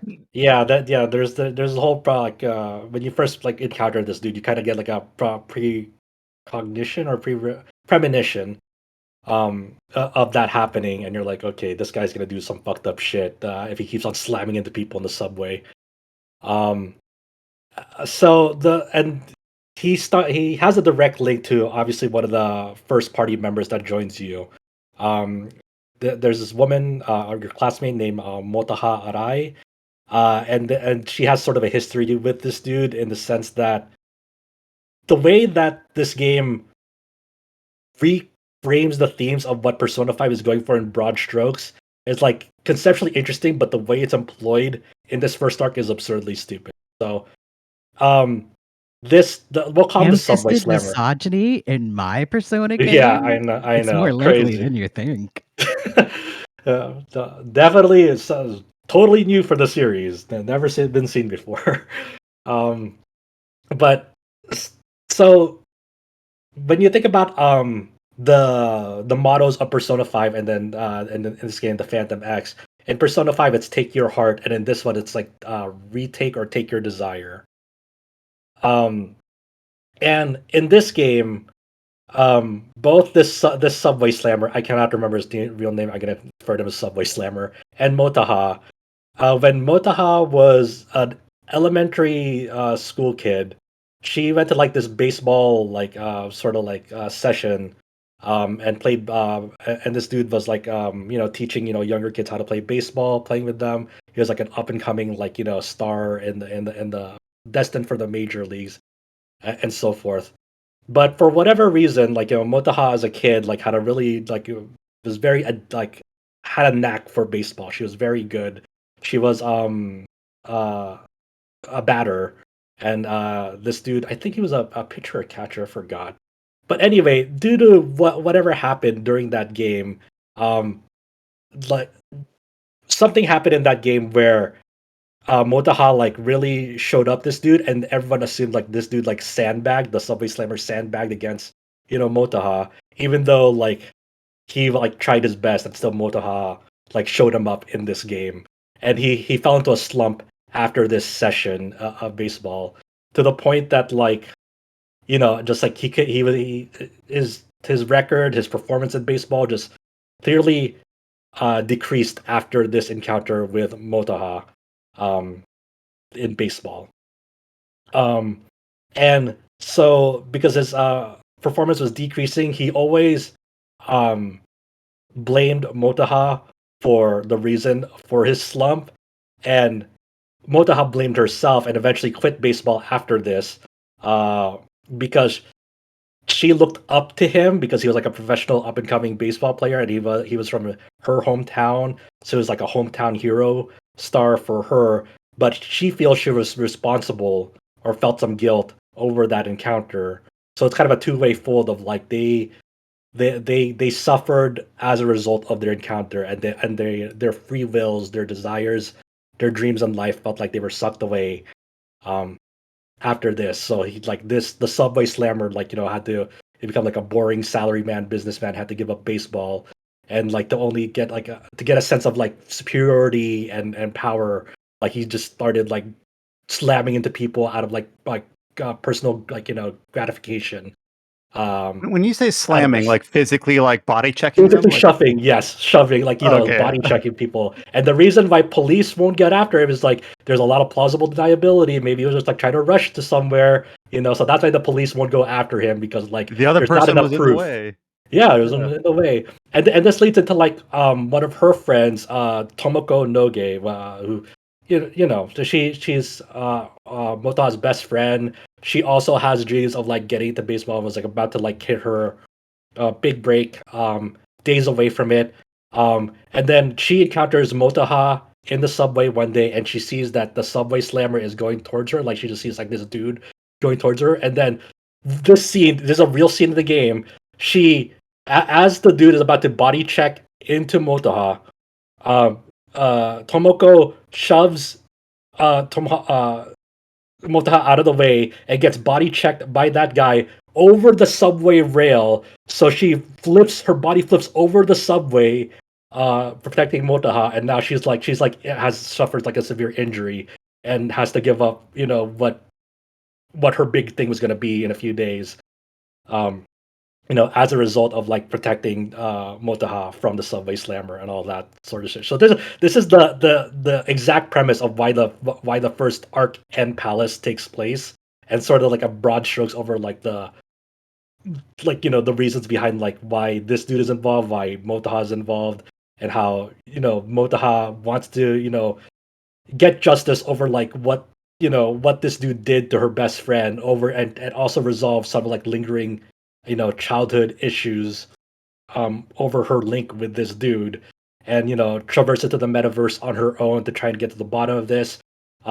You who's already in the metaverse, go I for want to it. point out that this whole subway thing is actually also like the core of the story in Persona 5 Tactica, or at least a very similar take. Maybe, yeah. I'm trying to remember now. I'm like, you know what? The It's main not two too far off. characters, I didn't the vice principal gets upset because he's called out for his power grabbing, and he like goes in the subway. He pushes one of the characters into the subway. Like, yeah. Oh yeah. So oh my god. So yeah. So anyway, yeah. So you meet Motaha in the metaverse as she's doing her trying to do her own thing. Things get fucked up. She eventually awakens to her persona. Yada yada. Out of that. And that's kind of the basic first premise of the story arc. So I gotta say, once again, the way this is portrayed is all completely serious in the game. Absurdly stupid, obviously, to the players, to the point that like people have already memed to death the Subway Slammer because he's it's such a cartoonish setup, and it's like it was received so poorly, I guess, that like you know something happened in the development staff to like where I guess the writing of future palaces and in that game became better because of how poorly received this first arc was in the original release of this game. So apparently, like I guess from the third palace on, I don't know how the second palace is like. Like it gets like pretty interesting and good and finds its own footing of like really interesting story stuff. So I want to see that, but I know I have to go through this journey of it. And like the actual systems of this game and the gameplay part is interesting because the palace is entirely new. It's not Kamoshida's palace or of a castle or anything. It's a baseball stadium. You travel to it through mementos, and so it's not like it's like a real recognizable landmark in the game that you can find like in Persona 5. It's like you get to this palace through mementos, which is kind of an interesting change in structure from the base Persona 5 game. Um, so and it has its own. It's pretty expansive too. Like it's arguably just as big, if not bigger, than Kamoshida's palace. So it's pretty elaborate. Like you have this whole just the palace mechanics in itself, where you're fighting different key cards that have like ascending grades of C, B, and A to let you access different parts of that palace. There are puzzle mechanics in the like numerous puzzle mechanics in that palace. So I'm interested to see like how other palaces like what their mechanics are. So like they do put a lot of effort in like making this into its own distinct, unique environment with its own set of mechanics. Like traversing to the palace, it feels new and refreshing um, in that regard. And you still have that whole system of like, hey, there are shadows who are patrolling. They have different outfits. They have like baseball theme outfits. Um, and you sneak into cover. You can go up by close to them and then get an ambush, get a preemptive strike, and do your whole deal with them. And that feels good. That feels like, hey, that playing Persona 5. And then you get up to the point like you can exit the palace at any time. You can go up to safe rooms and get fully healed there. Um, and then you don't have to worry about like a time management in this game. There's like no strict calendar system. There's still that day-to-day daily life, but it's not like calendar dates. It's like today, like yesterday, today, and tomorrow. And you don't have to worry really about like any time limits of like, hey, go finish this palace before between this date and this date, or else you'll fail. There's nothing like that. You can go about it at your own pace. Um, in that regard. Uh, but then you explore that palace and you keep on, pushing on through with it until you get to the point where you have to manifest their treasure. And then it follows a similar thing where you surmise that you have to give a calling card to this subway slammer in a public manner, so he manifests his treasure in his palace for you to steal, much like Persona 5. Um, and then once you get to that story scene, you're like around level 20, 24, 25. Your next main objective now is, hey, reach level 30. But you don't level up your characters, and especially Wonder, in the same way that you would do in the normal console game. It's not like you get to level 30 through like repeated battles and grinding out battles, and so forth. It's you have to go through this whole games as a service, like long progression time structure where you kind of complete tasks like a checklist of like, hey, go level up your other characters to level 30, level up their weapons to level 30. That'll give you a little bit of account level experience. You'll go through the mementos part, and then there's like some mechanics in mementos of like collectible things to trade into like a machine that for more goodies, and that'll give you a little bit of account experience. And then you can do dailies, spend your stamina to get like upgrade materials, and those will get you account like a good chunk of account experience as well. Um, and then you kind of go through this whole thing of like, okay, if you want to get to level 30, you can do it. You kind of have to gradually build towards it. You can spend like stamina pots and so forth if you really want to rush towards it, but obviously you'll maybe want to save those for other later progression things that will be like you have to reach level 40, level 50. So maybe it's better to just kind of wait it out and spend stamina that way. But either way, you're gradually making your way up to 30. You can't just like push on through it immediately. Um, from the get go. So and you cannot progress the main story until you reach level 30 with Wonder. In that regard, so that's when you're reminded, oh yeah, this is a games as a service type structure. You can't just go on with the main plot at your own pace. You have to follow this you know whole structure. Um, so and there's it's kind of funny because there's two stamina systems. There's one for like the battles, for to get like mats or like get personas and so forth. There's also another secondary stamina system for city life, doing chores type of stuff, like doing your part-time job or playing games at your home or studying at the library, um, to raise up your social stats or to get yen, which is like your in-game money to spend at in-game shops in the game that doesn't require any of like your real life money or your gotcha currency or anything like that. It's like there's a secondary stamina system all for that city life um, activities that progress time, but you don't have to worry about like time progression in this game because there's no deadlines or anything. So you don't have to worry about it in that regard. It's just kind of ways them finding ways to um, fit the structure of Persona 5 into this live service game model, which is equally fascinating as it is kind of stupid.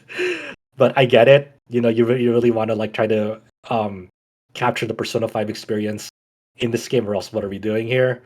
Um, there are several things about the global version and global/Japanese version that is sort of a bummer, I guess, in terms of like when you think about the other versions, um, and how they ran.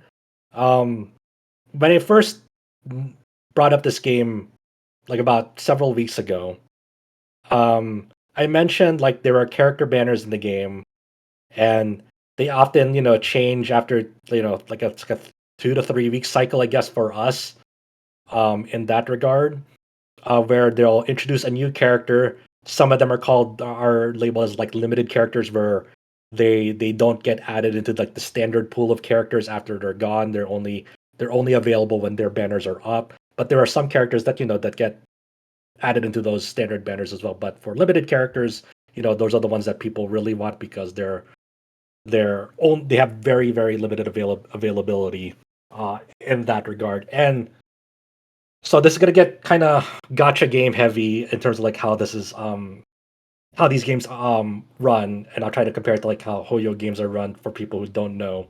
Um, where there's like a pity system in the game, like in Hoyo games, where if there's a limited character up, for example, Joker is up at the moment, um, and there's a hard pity of 80 10 pools.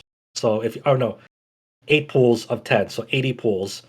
Um, where if you roll 10 times or do a 10 roll 8 times, you're guaranteed a 5-star character if no 5-star character appears within those 10 pools 8 times. You're guaranteed 1 5-star character, and that's called hard pity. Now, in the banner that we got at the beginning of this game is much like Hoyo, where it's a 50-50 chance, where if you get a 5-star character, whether it's at hard pity or before that, it's a 50-50 chance that it'll be Joker. It'll be Joker or one of the standard characters. If it's not Joker, on that first 50-50 of a 5-star character that you get in this banner, then the next 5-star character you get after that is guaranteed to be Joker. So that's what the 50-50 means in terms of like when people refer to these systems. It's like, hey, whether you reach hard pity or not, the 5-star character that you get, there's a 50% chance it'll be that featured 5-star limited character. In China, Taiwan, and Korea, several months passed before they added another type of character banner, where it's called the guaranteed banner, where the hard pity is raised from 80 to 110, but as a trade-off, but if you roll a 5-star character on that banner, it is guaranteed to be that 5-star character that's featured no matter what. So the trade-offs are, it's a higher pity limit, where it's, you have to roll a little bit more on it for the guaranteed, and the base chance rate of rolling a 5-star character is also lowered in that guaranteed SSR banner. For what I mean by that is, in the normal character banners of the 50-50, the chance that you roll for that you get a 5-star character on it is 0.8% on it. So at any time, it's a base rate of 0.8%. In that other banner that has the hard limit 110, that base appearance rate for a 5-star character is 0.2% instead of 0.8. So on that one, you're always banking on just reaching the hard pity on that for a guaranteed character that you'll want instead of the 50-50. But those are the trade-offs that you take along with it in that regard. So that, in a way, that makes for budgeting easy for people, because that's predictable. That's, I only have to save up this much, gems, currency, whatever, and I know I'll be guaranteed that character because I have enough gems to roll 110, and I'll be guaranteed one copy of that character, no matter what. There's no 50-50 you have to worry about, which is, not. That's nice for people who are able to budget that out and play around that. That's that dramatically reduces the RNG, the predictability of the gacha aspect in this game. But that's not in the global version yet? That's not in the global version yet, because it was introduced several months later. In China, I believe it was introduced in like 3. It might be like in patch 2.4 or 2.3 or whatever. But those didn't come like 6 months after when they released. I think in China and in Taiwan and Korea, I think it was a similar time frame where those didn't get introduced 4 to 6 months out after Now they I'm released. gonna ask one thing about that. Yeah. Do we have a guarantee that is coming to the global version? Because there have been some changes to resources in the global version. It's been data mined that text is in the global version. That's been data mined. So Okay. it'd be very, very, very, very bad if we never got it in the global version, and because that means the Japanese version also wouldn't have it, and it would just feel shitty all around. It would make this a dramatically worse game if they had no intention of adding that whatsoever. I highly, highly, highly doubt that they would completely remove that, because that is one of the quote unquote saving graces of this game as a gacha game in that regard, and they would face immense backlash if they took that entirely. But I think people were hoping that it was going to be there on launch, compared to the other version because it came out so late relative to them. So people were hoping for that. We don't know yet if they will accelerate when this feature is coming to global and Japan. People are speculating it'll come earlier, but there's no hard data on it. People are hoping it comes earlier than when they got it at the other regions, but obviously nothing's been announced in that regard. All we know is there's been a data mine that has that text in it that they have an intention to, implement it, but we don't know when in that regard. So I think that's the most interesting part about it to me is this distinct new palaces that they are able to introduce and have their own different puzzle mechanics. Like you actually have to think about like if you want 100% like get all the treasure, all the loot in the dungeon, like you have to kind of backtrack and like use like different like key cards, for example, in the first palace that you get later on, kind of backtrack and discover new areas of the palace that you weren't able to go through before, and see what they have, and also these challenge battles that force you to build different teams of characters. So it's not like one character will carry all of your content. It's like you have to work with what you have and construct teams that will be favorable against these challenge battles. So all of this is like that's the neat part about it. Of course, there's all comes with like the gigantic looming caveat of all of these games. Like, hey, there's a games as a service, live service game model that has a gacha system that will regularly add new characters that will, maybe better than older characters, that you might be incentivized to roll on.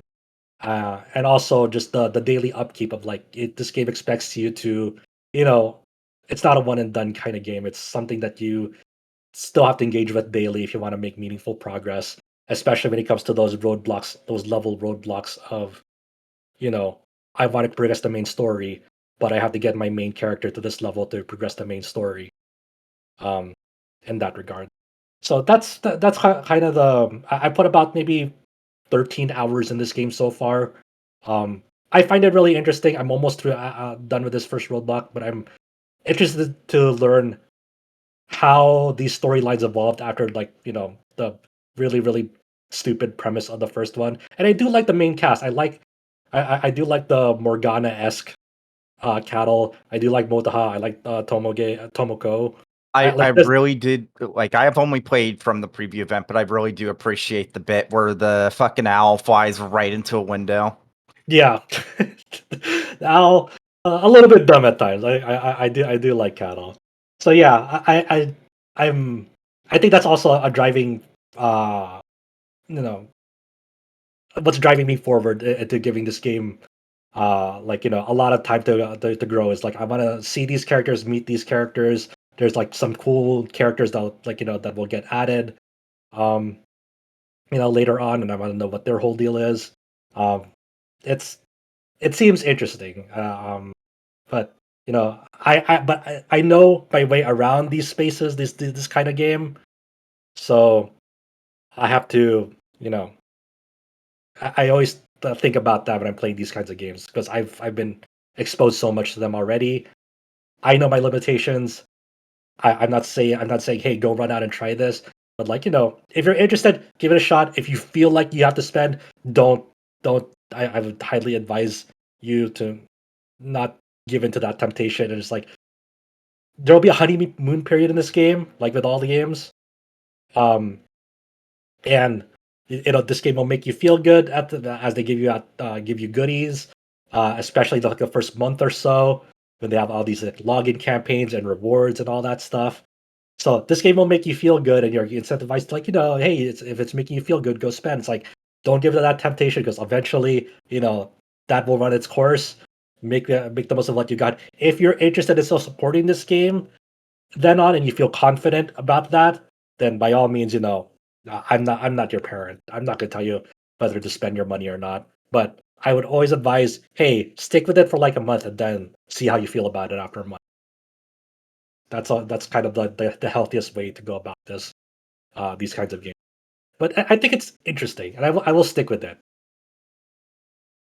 Hopefully that It does wasn't sound too like it does much. a Yeah. decent. No, it does sound like it does a decent mix of if you're only focused on the story, you don't have to do the challenge stuff, you don't have to do the super hard stuff. But in order to do the story, there will be periods where you do have to go to the daily grind to get to the level thresholds. So there's some give, some take. You talked about the pity about how it's generous relative to the 50/50. We know that the other client has this, guarantee after 110 pity, which just changes the schema a little bit, where you're just like, all right, like you said, you can plan for it. It's a little less random.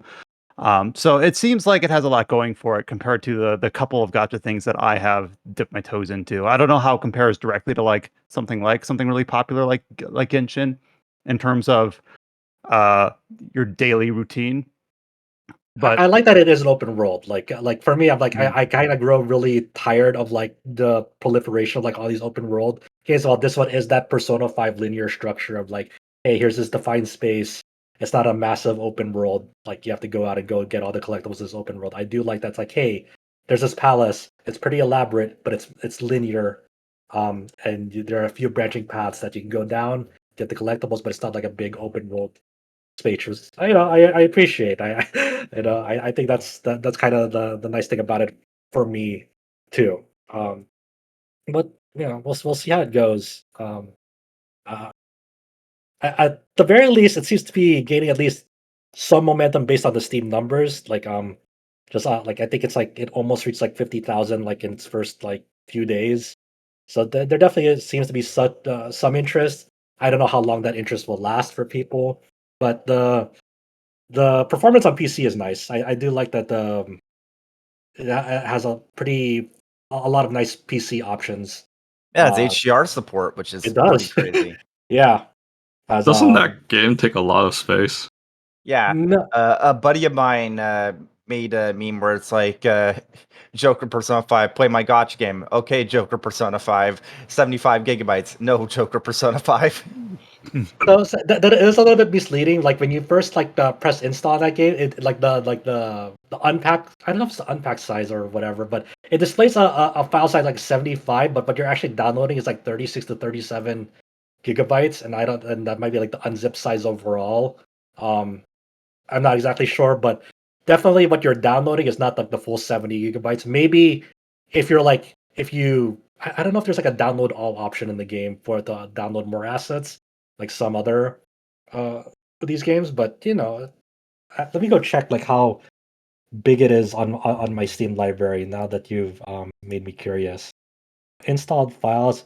Yeah, on my drive on my hard drive or my NVMe, it's like just shy of 38 gigs. It says. So maybe not as big as you're led to believe. thank you, Josh, for going into details about the. We were using the term global, but I'm not sure if the U.S. and Japan are the same like client slash server or different. But Yeah, it's out like of all sorts of China, different South Asia, regions. Yeah, it feels like gotcha, global Japan have the same client because on Steam it does have support for both Japanese and English text. gotcha. There's no English dub, only Japanese audio in that regard. Um, but Well, that's it seems promising that it'll stick around at least. Mhm. yeah, it feels like the English stuff is like more of like bolted onto like the Japanese life cycle and release of this, and the English is like a bonus almost for this, which is honestly not the worst way to go about it because the the life cycle of like global server client side versions of these games always seems to fall short compared to their Japanese and home territory counterparts more often than not. So that might be the right play here, and I hope they find a way to like shorten the gap between it and the China release without leaving its players like burned out. Like if it's like don't accelerate it enough to like people feel like they're overwhelmed, but find a way to bridge the gap even if they're like maybe just a month behind the Chinese release eventually. Yeah. I think that'd be a good compromise. Yeah, it's not quite the same thing, but that's like that sort of acceleration constantly like it's kind of why I dropped TCG Pocket recently because it's like Yeah. they were releasing a new card pack like every month, and it's like too much. Yeah, Too yeah. much. People really need that time to like accumulate resources, and also just they can't devote their life to it. They won't change their lives to revolve around. Crazy. We'll see. I'll stick with it, and I'll stick with it for as long as I'm still having fun and still interested in it. We'll see. I don't know if I'm impressed. I think I'm more amused. I'm amused right now of the way that they're fitting this structure into the Persona 5 framework. It is there's some funny parts about it, and there's some things that are just As someone who has not yeah. played Persona 5 yet, to me it's still just weird. Be like Persona 5, whatever Phantom X, whatever the heck, for Persona 5, the Phantom X. Play now and you can get Joker. It's just like, why wouldn't you get Joker?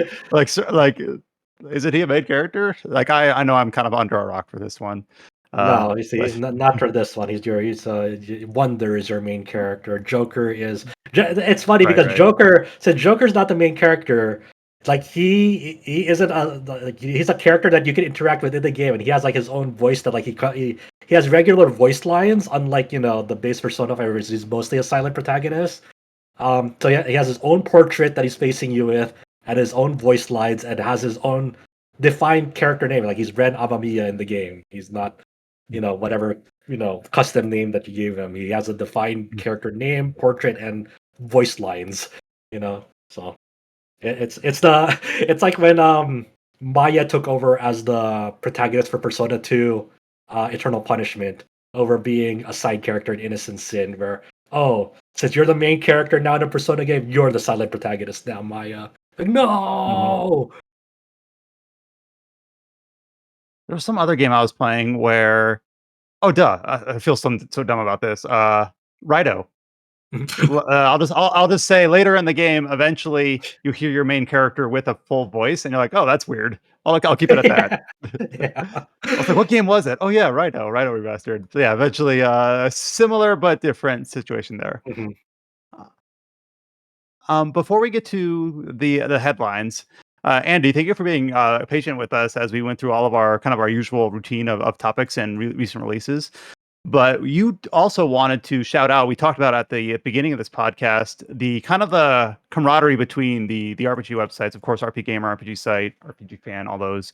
RPGamer specifically has a long running kind of, I don't know what you'd call it. I'll let you describe it. A long running incentive, social campaign that you Yeah. wanted to kind of give some ground to during this podcast.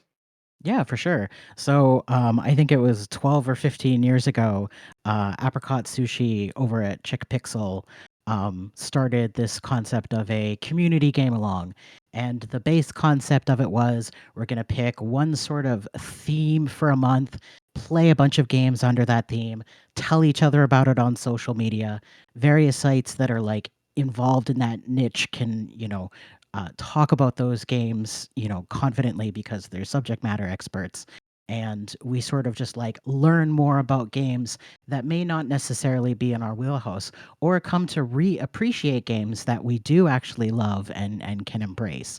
And so, as part of that community game along, July each year became JRPG July, and it was a staple of the community game along. Now, and like a lot of people who do hobbyist uh, video game stuff, then went on to have a full career in the games industry, as a lot of RPGamer alumni, including myself, have done. And so she wasn't able to run it anymore. So for about the last 10 years, it's actually been run by our excellent friend MDI. And so it is kind of funny that the community game along is still like this little Wix site, even though we know like tens of thousands of people participate in it, because we see all of the posts that happen every year and all the different sites covering it. So, the start of JRPG July sort of kicks off this weekend. And the idea is really just pick a JRPG, whether that is something that is an RPG developed in Japan, or something that is developed in the sort of wheelhouse of what makes a JRPG but isn't necessarily made in Japan. Play those, go on social media. There's going to be lots of activity on Blue Sky. There's also some people that are still posting on X. hashtag JRPGJuly. Tell us what you're playing, what you're enjoying about it. Every week on RPGamer, there's going to be a column where the writers on our site are going to talk about their JRPG July experiences. I believe we have 8 writers this year. And then in addition to that, we are actually going to have streams 7 days a week over at twitch.tv/RPGamer. And we are going to be doing lots of different JRPGs for that. And it's everything from the Persona 3 remake to brand new stuff to older stuff. We're actually bringing in staff members who don't normally stream on our channel. So the stream team is going from like 6 people to 10. We're going to have Final Fantasy 14 nights and Final Fantasy 11 nights. And we will finally get Tam to play a game that isn't Nikkei. So if I'm on I a follow, is guarantee it will RP not have a Gamer lot of titties, but it will at least not be Nikkei. is RP Gamer the account I want to follow on social media to follow along, or is there a specific JRPG So, July account? There is not a strictly JRPG July account. RPGamer is going to be promoting and uplifting a lot of the hashtag JRPG July stuff. You can actually also follow Community Game Along, like No Spaces, on Blue Sky and X and a couple of other places. And if you just like Google Community Game Along JRPG July, that will take you right to the Wix site, and you'll be able to see all the different games that people are playing. So it's kind of a little freeform, but we're trying to like solidify things a little bit more, at least in terms of the RP Gamer community. So you can also hop on our Discord. Lots of different ways to communicate with us that you're playing games in JRPG July and sharing your experience doing that. Which social media platforms can people reach out on to share their experience? Definitely Blue Sky and X. It's a little more challenging to track hashtags on Facebook. We do have an RP Gamers Facebook group that does see a little bit of activity every year in JRPG July, but Blue Sky is probably going to be the big one this year. Popping on by the RP Gamer Discord, our JRPG July channel always pops off like every year. And then a little bit less of X this year, just because I think a lot of people who used to play there don't use X anymore, and they've moved to Blue Sky. So Okay. there's still some hangers on. And on X. we'll make sure to get as many of those URLs up on the site post for this podcast episode, so that we'll try to get the link to your social media feed, the Discord link. It'll be on the RPG site post for this episode of the Tetracast. We'll make sure that we cross-link all of those JRPG July special links for people that are interested in getting involved. I'm like most excited about the streaming, because that's something I always just am forever impressed by, because that is a area that RPG Site really has never excelled at. We don't have an active streaming presence. So the fact that you guys are going from 6 to 10 and doing this basically daily is just like, that is a lot of dedication and effort and skill. So I might swing by even just as a watcher, just to see the For effort put sure. in there for Our this. stream team is honestly the best, and I love them so much. We have almost every single Ryan on the website streaming, and at some point, I'm just going to throw them all in a pit and make them deathmatch and see which is the most superior Ryan of the bunch. Wait, there's more than one? How many Ryans do you have? We have like 4. Oh my And god. then, so we have 4 Ryans, and then we also have Kelly Ryan. So we have like the pit of Ryans. And I have like attempted to rank them, and sometimes I try to fire one and then I have to hire them back, and it's just a mess. So we just have like the Ryans. We'll have I to do a have Ryan versus Alex's. We have 2 names that run across the sites. The Ryans and the Alexes. I have a question that some people may have on JRPG July concerning sure. this year. Does Claire Obscure Expedition 33 count? Ooh. So it's interesting. We definitely have like some degree of this conversation every year, because you have the purists that say JRPGs are games made in Japan, which is like, that's cool. So Final Fantasy IX isn't a JRPG and Dark Souls is. And they go, wait, no, hang on, I didn't mean that. Well, the funny thing about that is, if you're saying only games developed in Japan, that would disqualify Final Fantasy 2 and 3. Correct. There's lots of games that you don't realize weren't actually developed in Japan that are like most assuredly JRPGs. Final Fantasy IX is like an easy one for me to grab just because it was like developed primarily in Hawaii. Yeah, sorry, Fantasian, you don't count.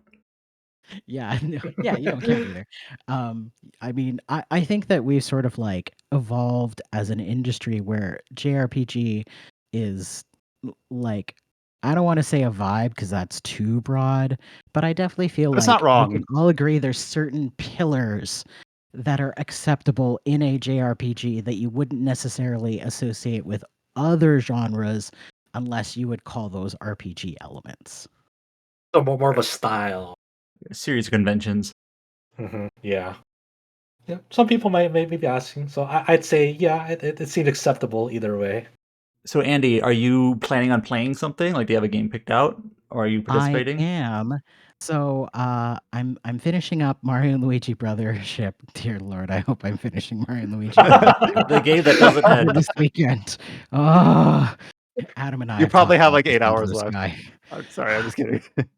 Maybe I'm not. And then I'm actually going to jump into Farmagia. Ooh, okay, interesting. That So- very I very forgot overlooked. Fromage came out. I so every like 2 months I remind my hero Mashima, not a fan friend, but like someone who's aware of him, I guess. Or I remind him that that game existed and that it had an anime, and he's like, "What?" And every 2 months he forgets. I have sort of like this strange love-hate relationship with action RPGs Mhm. because I really did grow up either watching friends play PC games, which were primarily first-person shooters, or things like Myst or like Leisure Suit Larry, where it was like non-RPGs on PC. And then at home, I would play like Final Fantasy 2 and 3 on the Super Nintendo. So I really didn't get into action RPGs until I was like well into adulthood. And I'm disabled. The nerves in my arms are kind of a little funky chicken. And so I had to also wait for action RPGs to have difficulty settings to really actually be like accessible to me.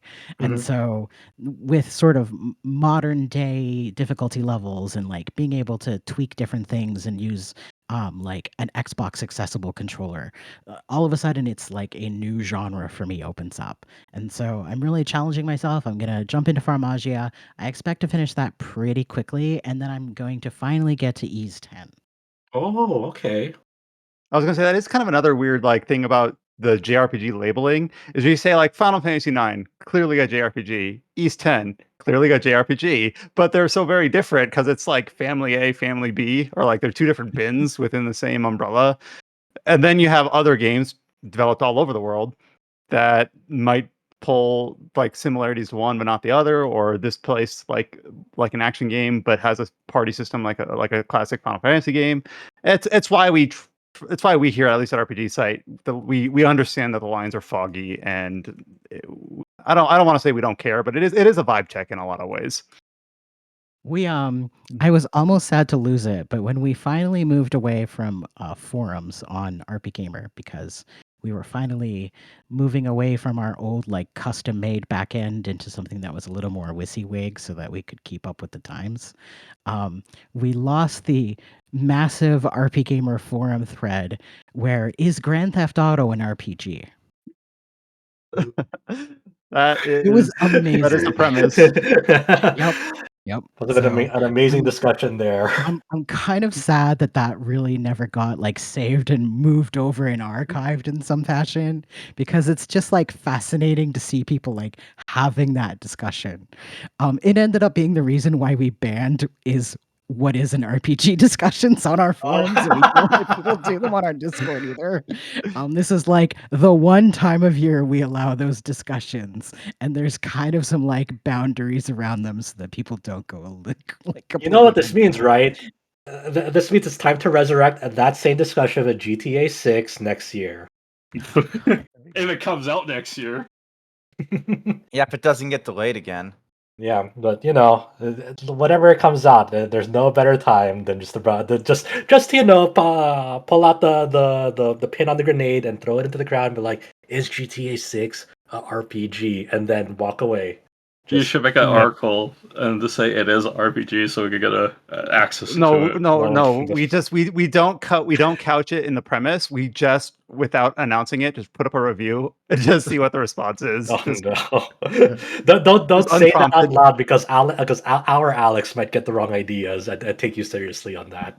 He'll be like, the traffic's too big to ignore. We gotta do it. We gotta do the guides on GTA 6. GTA 6 on RPG Site. Oh, God. in the weird and wacky things people don't remember about the old RPGamer site. This was before I was the owner, so like I'm not really taking ownership of this particular decision. I just think it's really funny. Is Sony came to us back in the day and said we would like RPGamer to cover eco. To which the former site owner said no, because it's not an RPG. And Sony said, if you cover it for a year, we'll give you a PlayStation 2, to which we covered the game for a year and then completely yeeted it off the site. You can't find any evidence that we ever covered Oh, Damn. Nice PS2 though. hey, do you know how expensive DVD players were in that time? I'm sorry, my PS2 backstory is I bought it when I was grade 7 from somebody that stole it from a Walmart truck. Did you know this? Dude, they said they got PlayStation 2s for cheap. It's like, Did you get it for cheap though? It was cheap. It was like 150 Canadian during that time. So I think that's cheap. I think. Okay, That's like $20. I'm kidding. But they say it was like it's probably stolen. It's like okay, but it was Probably brand new. stolen. Whatever, look, whatever, dude. I don't care where you got it. You don't need to tell me. Just tell me cheap PS2, and I'm there. Yeah, and so if I'm interested, it's just as simple as putting the hashtag JRPGJuly in my social media posts, and then maybe Yep. checking out a stream or two. Yep, exactly. Sweet. If you've never seen the RPGamer streams, I would definitely recommend checking us out either Tuesday or Thursday evening, beginning at 6:30 Eastern, because that is when Scar spins the Super Nintendo wheel, and it is hilarious to watch. Every 5 minutes, you can set off a spin with channel points, which you get just from watching the stream and chatting a little bit. Following us for will get you like one stream right off the bat, and he has to juggle moving between all of these Super Nintendo games. And particularly on Friday, there is like 2 spots on the wheel where Scar has to take a drink. And so he gets increasingly tipsy through the evening and has to like continue playing these Super Nintendo RPGs while getting soused and remembering what he's doing in all of the games. So And he does this it every is- week. He does this every week. I might have to tune in. And That's we a- will also be doing 2 crossover streams for JRPG. One with the community game along runner MDI. He and I are going to be talking about the Yakuza games. And then RPG Fan and RPGamer are going to be doing a cross stream with Date TBD, but there may be alcohol involved there too. Nice. Sounds awesome. Yep. Thank you so much for sharing those with us. There are certain things that I feel like, man, I've been missing out. I'm excited myself to not only share on our podcast the events, but participate myself. Into next week. But that kind of covers it for the games we wanted to talk about. We don't have a big news slate here, so I will go just into a few of the headlines here. Mikhail had to step out and did write up, in addition to the System Shock 2 feature, he is enjoying his listicles on the handheld PCs and touched on a few other series that we cover a lot on this site. First of all, Xenoblade titles on the Switch 2, so not a handheld PC, but specifically on the Switch 2 there. We learned that specifically that Xenoblade 3 got a Switch 2 specific port, not a patch, not a Switch 2 edition, but a patch specifically for Switch 2 performance. And then the other Xenoblade titles were also just run on Switch 2 just to see their natural improvement upgrade. I know a lot of people have already looked at the recently released Xenoblade Chronicles Cross running on the Switch 2 at a much higher frame rate than it does on the base model. We talked about Xenoblade Chronicles 2, which famously had a very slow dynamic resolution on the base Switch running on Switch 2. And reading through Mikhail's article, it sounds like, as expected, they all run and look a lot better. Maybe not quite expected, he doesn't, as if I'm parsing his words right, he doesn't see anything significantly different from Xenoblade 3 versus the others, despite Xenoblade 3 being the one that actually got a Switch 2 specific patch. They just all seem to perform pretty similarly to each other, which is an improvement compared to those games really pushing the original hardware to their limit. He did also look at a bunch of games in the Dragon Quest series running on Switch 2. We talked about Builders 2 would be a great game to test on the hardware. Of course, Dragon Quest 11S, HD 2D remake for the recently released Dragon Quest 3. So he has those 2 articles up on the site as well about Switch 2 performance specifically. With that, we'll go into news. Not a huge news slate here, but here's something that I'll have to hand off to either Chow or Josh, because the big news source this week is a streaming event for Arc Systems Works, which I only know of as the studio that makes those really pretty fighting games. But this is other titles that they've been working on outside of that genre. So maybe it's not fair of me to say like, oh, this is a Josh topic or a Chow topic. That's kind of how I think of these. But Josh, did you watch the streaming event for Arc Systems Works? Yeah, I did. I was gonna say I took a glimpse of it because I was like, oh yeah, I heard Daisuke Watari is in here. Maybe he'll announce Blaze Blue 2. And then you just stay up in the streams like nothing happened. So Like, oh. it was never going to be Blaze Blue 2. Mori is out of there. Mori was the main dude behind Blaze Blue. He left Arc System Works years ago. So I was like, people, getting their excitement up for a new Blaze Blue when Mori is gone. That was his baby. It was so unlikely. It was painful to watch people feel that way. Yeah. So Arc System Works is it was such an interesting showcase because for a very long time now, Arc System Works has been trying to kind of branch out and not just be known as the fighting game company. They are known for their fighting games, but for a long time now, they've had aspirations to do more, do more projects that aren't just fighting games. This has dated back for almost a decade now, if not longer. Like I remember the PS3 era. They made like a Contra collab with Konami. Hardcore Uprising, stuff like also like Inferno Climber way back when, and then you have stuff like the River City series, all the River City games, also kind of published by them. They want to become like a developer and publisher that supports just non-fighting games more than just fighting games. So this was their stream to like kind of convey that, but I feel like they should have put a message to kind of rein in some expectations, because people had their expectations run wild. They wanted updates for Marvel Tokon that they recently announced at the Sony State of Play because they're developing that, but the advertising of that will probably be more on Sony's side because they're kind of the arbiter of bringing Marvel and Arxis together for that whole collaboration of that. So if anything, Sony would be responsible for the marketing of it and not necessarily an Arc System Works focused event. People obviously, as you mentioned earlier, like, oh, Blaze Blue, oh, they're gonna show off whatever, when they announced the next title that Daisuke Ishibatari was working on, people are thinking like, is it time for a new Guilty Gear? Because Strive has been going on for quite a while now, and people are wondering, do they have a new Guilty Gear game in the works? Or are they announce like a new Dragon Ball Fighters or anything, Like, people are expecting mainly fighting game relevant stuff, and that whole stream was them going, no, not at all. Here are some of the developers we're working with to either publish their game, and what we're cooking up internally that's not a fighting game. And for this one that we have here, the first one is they're working with the creator of Disgaea. For example, they announced a new RPG called Demon's Night Fever, and this is the new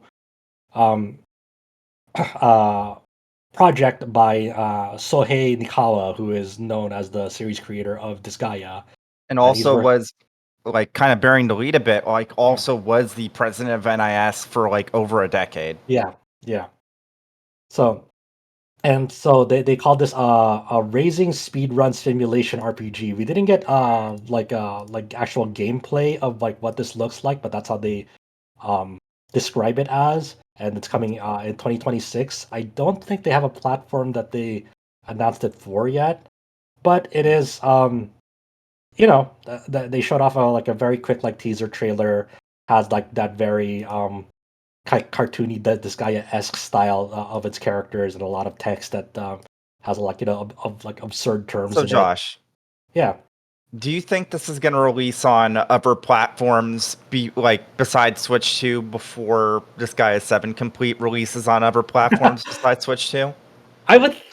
I don't know. Like I would like, for me, I'm thinking, oh, it makes sense for it to be multi-platform. But there's another game that we're going to talk about that's a Switch 2 exclusive. So I don't know. I would hope this is multi-platform from the get-go and not just um um what do you call this? It's not just for one platform. But this is the we have to contextualize this at that this new RPG that's being published by Arxis is developed by a recently established one-person company called Super Niche, and that's headed by Nikawa. So uh, releasing this on other platforms, multi-platform, it really depends on like if like Arxis is stepping in and helping, Nikawa out on releasing this to other platforms and not having him do it by himself. I have 4 things to mention. Go for it. 1, the full name of the genre that Nikawa labeled for this game is Enemies, Allies, Kill, Kill, Kill. The more you die, the stronger you become. Raising speedrunning simulation RPG. Okay. All right. 2, apparently the game is being developed by Dracom. With Super Niche is like, so it's like Arxis is the publisher, Dracom is the developer, and Super Niche is like the production. It's him basically. So what is Dracom worked on? Wizardry Variants Daphne, I think. Oh, the Wizardry. Oh, game. that's actually pretty promising because I've heard good things about the gameplay of that. So yeah, but it was a mobile game. They never said no. It wasn't a mobile game. Was it the one with the permadeaths? There's permadeath, yeah, that one, yes. Third thing I was going to say is the character design is from Yuji Himukai, who is known for Etrian Odyssey. The originals, Etrian Odysseys. And the music is done by Tatsuya Yano, who has done a bunch of Gust games, like Atelier, as well as Knights of Azure. So like Atelier, not Atelier Ryza, it was Atelier Sophie 2, Atelier Furus, Atelier Liddy and Swell, and then Knights of Azure and Knights of Azure 2. So okay. So that's kind of the lineup of the key creators. Yeah, thank you for clarifying a lot of that because I wasn't too sure either. Like how Dracom factored into the equation, but yeah, we'll see what else they have to share. But that was what was directly relevant to us in that presentation. There's another one that was announced that we'll cover because we would cover adventure games time to time. Is a new title, Switch 2 exclusive. It's a Switch 2 exclusive interactive adventure game. It's called Dear Me, I Was. And this is I forgot who is developing this, or is that Arxis themselves? I guess Arc System Works is developing this themselves, and it features Maho Taguchi as the director, Taisuke Kanasaki as the art director, and producers Ryohei Endo. And I believe this has some like lineage, at least staff-wise, to like the Hotel Dust series. I believe, not 100% sure on that. Is it just because of the watercoloring art style that people have assuming that? Yeah, but I'm not sure. I'm not like I remembered at the night, and now I forget because it's not that night anymore. But people were really excited because this is Taguchi's new project. But yeah, it looks gorgeous. I mean, that had a really great trailer, but I guess, concerned that one, it's switched to exclusive. 2, it's also a niche genre. Like I think it looks fantastic. Reading between the lines, it looks like it might be almost entirely mouse-con controlled, which is interesting. Maybe, yeah. Yeah. Oh, I'm sorry. That hotel does another code. Mao Taguchi worked on another code recollection. Yeah, that was It gonna looks like be Taisuke Kanasaki was the art director for another code recollection and is doing the art here. So good call out. And then go ahead, Andy. yeah, just the way that the text works in this trailer, like 100% reminded me of another code. Mhm. Yeah. So, but yeah, Switch 2 exclusive interactive adventure game. It's kind of like it's on a developing new platform that's still, relatively still has a small player base because it's only been in the market for a small amount of time, and also the genre that it's encapsulating is also like relatively niche. Like top of that, so I wish the best for this game, but they've chosen a really difficult road forward for it again. Not to say that I think it's the wrong decision. I definitely want to get it and support it, and I hope it's like awesome because I really like another code. But I don't know. Like, I'm thinking about this in the context of Arc System Works' ambition to branch out and become more successful as a non-fighting game company, as someone that wants to be recognized for not just their fighting game, which is been trying to shake for the longest time and still haven't found that, because as we even showcased on this podcast, when you think of Arc System Works, you think of them as the fighting game company. They are the ones who made Guilty, and I think they want to be less of that and be more known for beyond that. I actually think this is a really cool business decision because 3.5 million people is nothing to sneeze at, right? Absolutely not. No, for sure. Like I said, I and just think it's a challenging one to and release I out on. think the other thing that sort of like immediately springs to mind to me is look at what people were playing in like the first 6 to 9 months of when the Nintendo Switch came out. Like, I understand that Nintendo Switch 2 has backwards compatibility in these update patches, and like all of your Switch 1 games play better. But there's also going to be like this period of time where people are willing to buy and play games outside of their comfort zone because they're Switch 2 native. They really need to make the case of why this had to be Switch native, in my opinion, because I think if it's for the mouse, like if you're exclusively I was gonna say engaging this with a mouse mouse. cursor, then okay, I guess. But then you can also, why isn't there like a PC release of this, because that also has a mouse cursor use as well.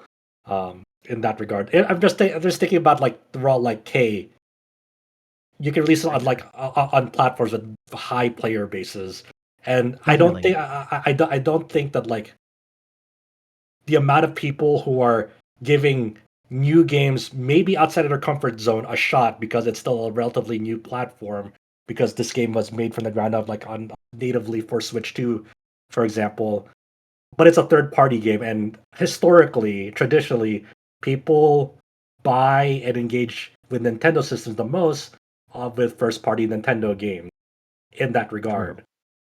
Is another code Nintendo published? Yes. Yes. Okay. Yeah. So that's I the was key thinking, difference obviously, here. this is not Like, Nintendo published, but I was just wondering, like, maybe they're just sticking with an ecosystem they know well for now. Like, I'm speculating at this point. Yeah. Yeah. Well, and if this is like primarily mouse control coded, there's nothing that says this isn't going to be console timed exclusive. Like, Right. give Yeah. people the 6 to 9 months of exclusivity with your Nintendo agreement where they will co-market with you and then shoot it out onto Steam. Like, that to me kind of feels like the best of both worlds in terms of like a business plan. This will entirely depend on if Nintendo does market it themselves on that regard, because then like if this doesn't show up in a Nintendo Direct, for example, then I've that I highly question like this, if Nintendo was gonna help out marketing this game and it doesn't show up in a That's Nintendo Direct as a Switch 2 exclusive, then I don't know. something the dots aren't being connected in that regard. If if I Nintendo's not feel gonna. like the bar was set low in terms of marketing with like Neo The World Ends With You. If it's higher than Neo Three, you've done marketing. Yeah, Oh yeah. you're not Square wrong. Enix, another publisher trying to say like, hey, we can make more styles of games, right? So Yeah. a little bit of a compatriot there. But I feel for the people who had their expectations like super high for the Arc System Works event. I kind of went into it more for no expectations whatsoever. But like I get it. People really want to see more of what Arxis is cooking up, like in terms of like fighting games, because their fighting games are gorgeous and awesome. Mhm. And it's one of those things like expectations were obviously not met, and maybe a quick PSA when they announced the stream was like, hey, just to just to make there's gonna be we're gonna introduce like no new fighting game stuff in it. Like we're gonna talk about stuff that we're working on with other developers as a publisher, and also some of our internal stuff that aren't fighting game focused. Like if they had like But announced you've PSA, seen some of the it's a platform holders do that too, where they're like, yeah, this is yeah, focusing on indie titles, this is focusing right, on first party, this is focusing on third party, or even before, this will not have information on the Switch too. I right, know that's very specific to a console manufacturer, but there's precedent for like setting expectations. right, yeah.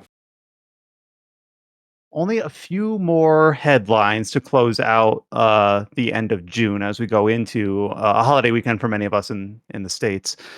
One of the ones here is I'll start with this one. A game we've been talking about since its reveal last year is a game from, is it Rebel Wolves? I'm trying to remember the developer name. Yep, Rebel Wolves, made from like Witcher 3 developers, called The Blood of Dawnwalker. We talked a few weeks ago about is this a multimedia project? No, but it is like a saga with a planned number of entries um, of an original IP, the Dawnwalker saga.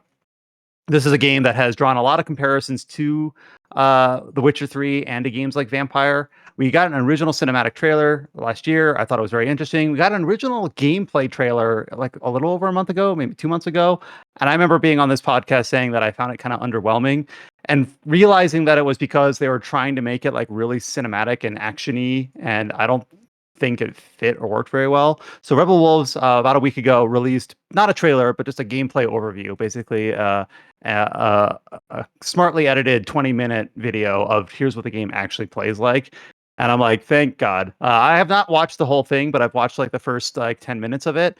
And it's just I'm not actually sure who's doing the narration, but one of the developers just talking about some of the systems in the game, their aspirations for it, how the combat works, how the questing works. Talks about the open-ended nature of the quest design, how they mentioned like you can go anywhere, do anything, but we're going to show off this track here.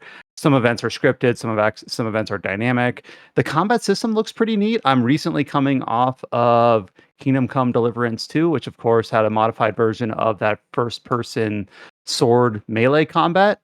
And this game has a similar feel, though it's third person. So you have to like direct where your sword is going to attack from and where it's going to parry from based on your enemies. And it's hard to judge exactly how well that'll work off a trailer, but it comes through, I think, pretty well. But in general, I'll say I watched this trailer and I think this sort of presentation was much more what I needed to get more interested in this game compared to them trying to make it super cinematic and edgy a few weeks back. So I'll probably watch the rest of this once we're done recording here. But Blood of Dawnwalker still, of course, a ways out, and they're kind of just now ramping up the like the media press release cycles for it. But this is our first real extended look at how this game will play, and I think it's looking pretty promising and pretty neat.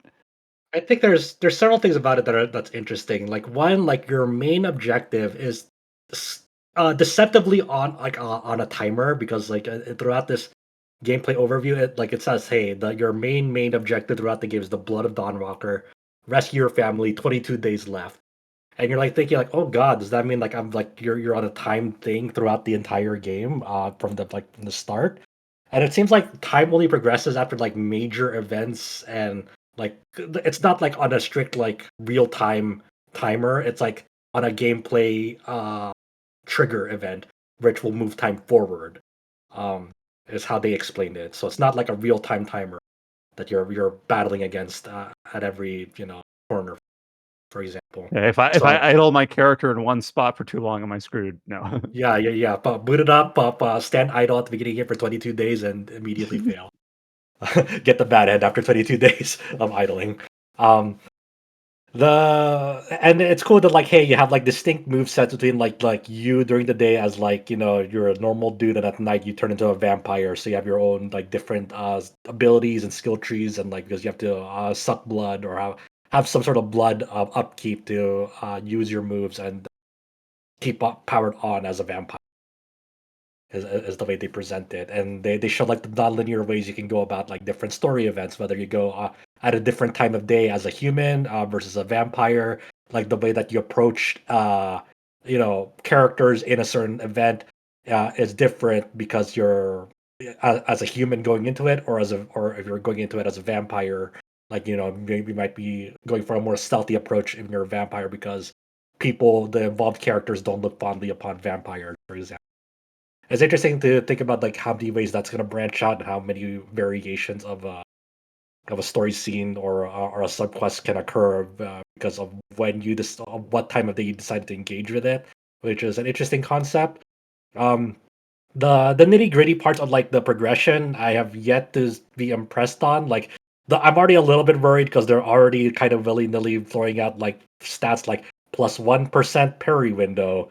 I'm like, oh no, please don't be I one of hate those that. games. Don't be one of those games. Like I fucking hate that shit so much. I'm just like very meaningless stats that like kind of proliferate and seep throughout the game. That like you're gonna have to give me something way more interesting than that. But like, hey, why don't you extend the parry window by 20%, and then you get like a damage buff, like if you hit it in that as a reward as well. That's interesting.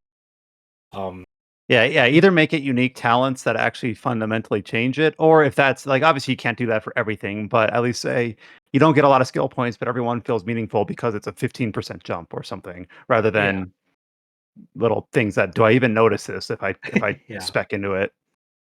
But there are some things here and there that you show throughout, like, okay, this definitely has like some promise because it feels like the way that you go about the game is like non-linear, where you're building up to this main objective that you can technically tackle at any time, but it'll be way tougher as opposed to like if you did like other activities and story events that more organically lead up to it, whether it's like recruiting more people to your side or like resolving like a quest chain to convince like maybe like a group of people to help you out in your main objective, for example.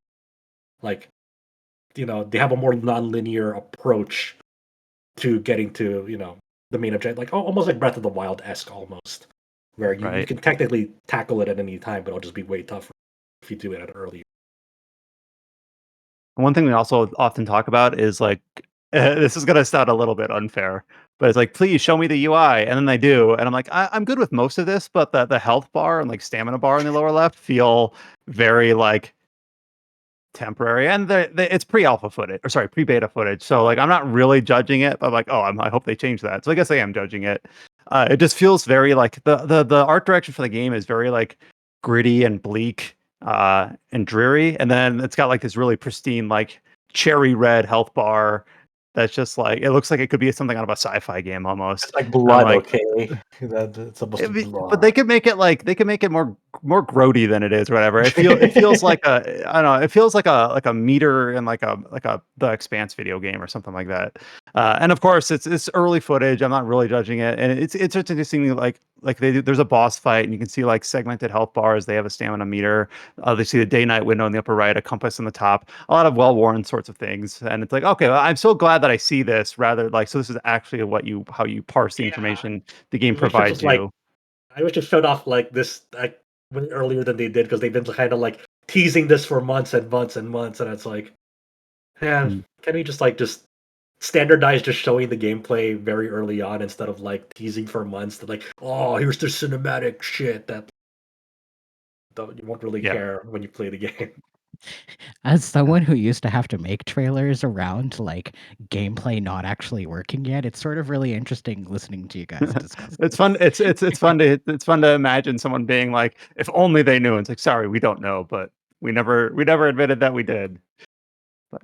But like I said, though, I this showing I do think is has me a lot more interested than the previous one. So I do think I'm glad that I'm glad that I did say like, yeah, this game's a ways out, but we want to at least give you a long, slower look at what we're trying to do here.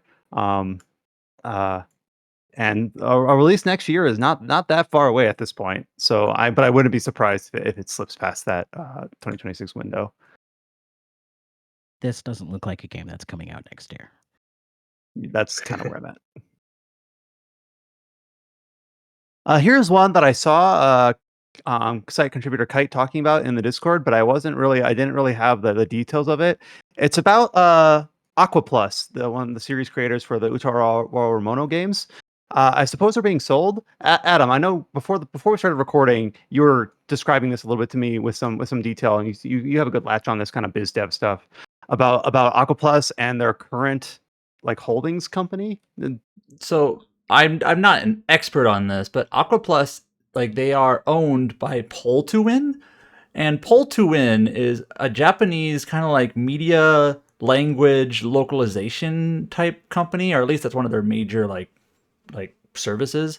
And they actually are global now, and they were called PTW for a time, and now they own like various like voiceover like production studios across around the world. But they still own Aquaplus, and Aquaplus obviously known for like the Two Hearts remake that came out recently, Utawarerumono, and a few other things. I guess basically just game development itself is no longer on the cards for this company. And Kite's article talks about how like the owner of Aquaplus, here, let me look it up here real quick, like already split off from the company, but they're looking for a buyer. So Yeah, so I guess that like kind of details like Pull to Win is now going to separate Aquaplus from Hike, HIKE in all caps, and then put Aquaplus as a direct subsidiary in the holding company. I'm trying to think of like how because the one in my recent memory where a similar situation took place was like when Index was selling off Atlas, during that era. But I don't know exactly how that whole process shook out in terms of like if this is like the same exact like if this is a similar situation to that or not. yeah, and that's where it's sort of interesting is depending on who buys Aquaplus, it could be a dramatically different Aquaplus 10 years from now. Who knows, right? Like, Yeah, pick any Japanese publisher, if any of the big ones pick it up, or maybe a smaller one. Like, what if Bandai Namco picks up Aquaplus as a Bandai Namco studio? I don't think that's going to happen. I'm just kind of throwing stuff out there, but like, who knows, right? If someone I'm picks up thinking the like studio. here, my I don't know if it's like a dream or ideal scenario, but based on how Atlas evolved under Sega after they were sold off to Sega from Index, I would hope.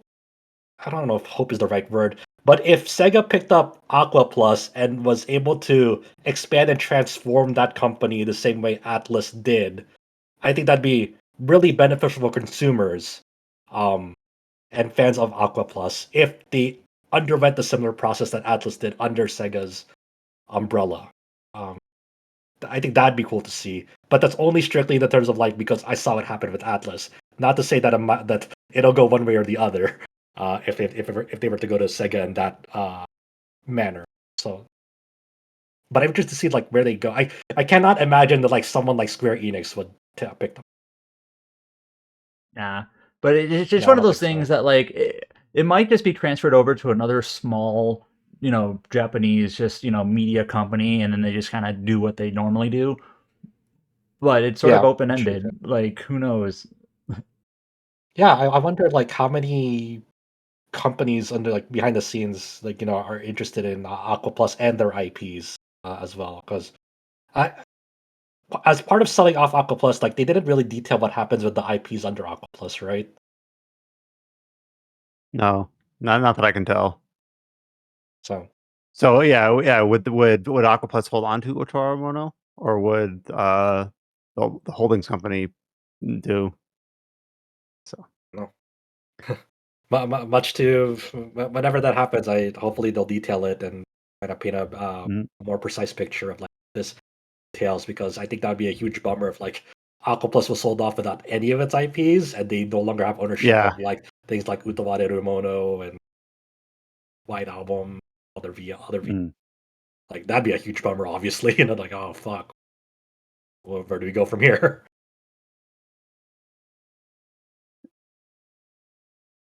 A lot of headlines this week also just about updates to existing games. The big one here, we kind of already teased last week because of a leak in, I forget, was it the Sony storefront for the title update 2 for Monster Hunter Wilds.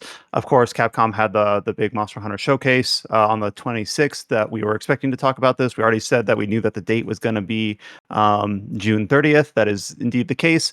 We got the full patch notes for this. And I'm not sure, like, we kind of gave this a lot of some screen time last week, so I'm not sure like what the big hitters are here.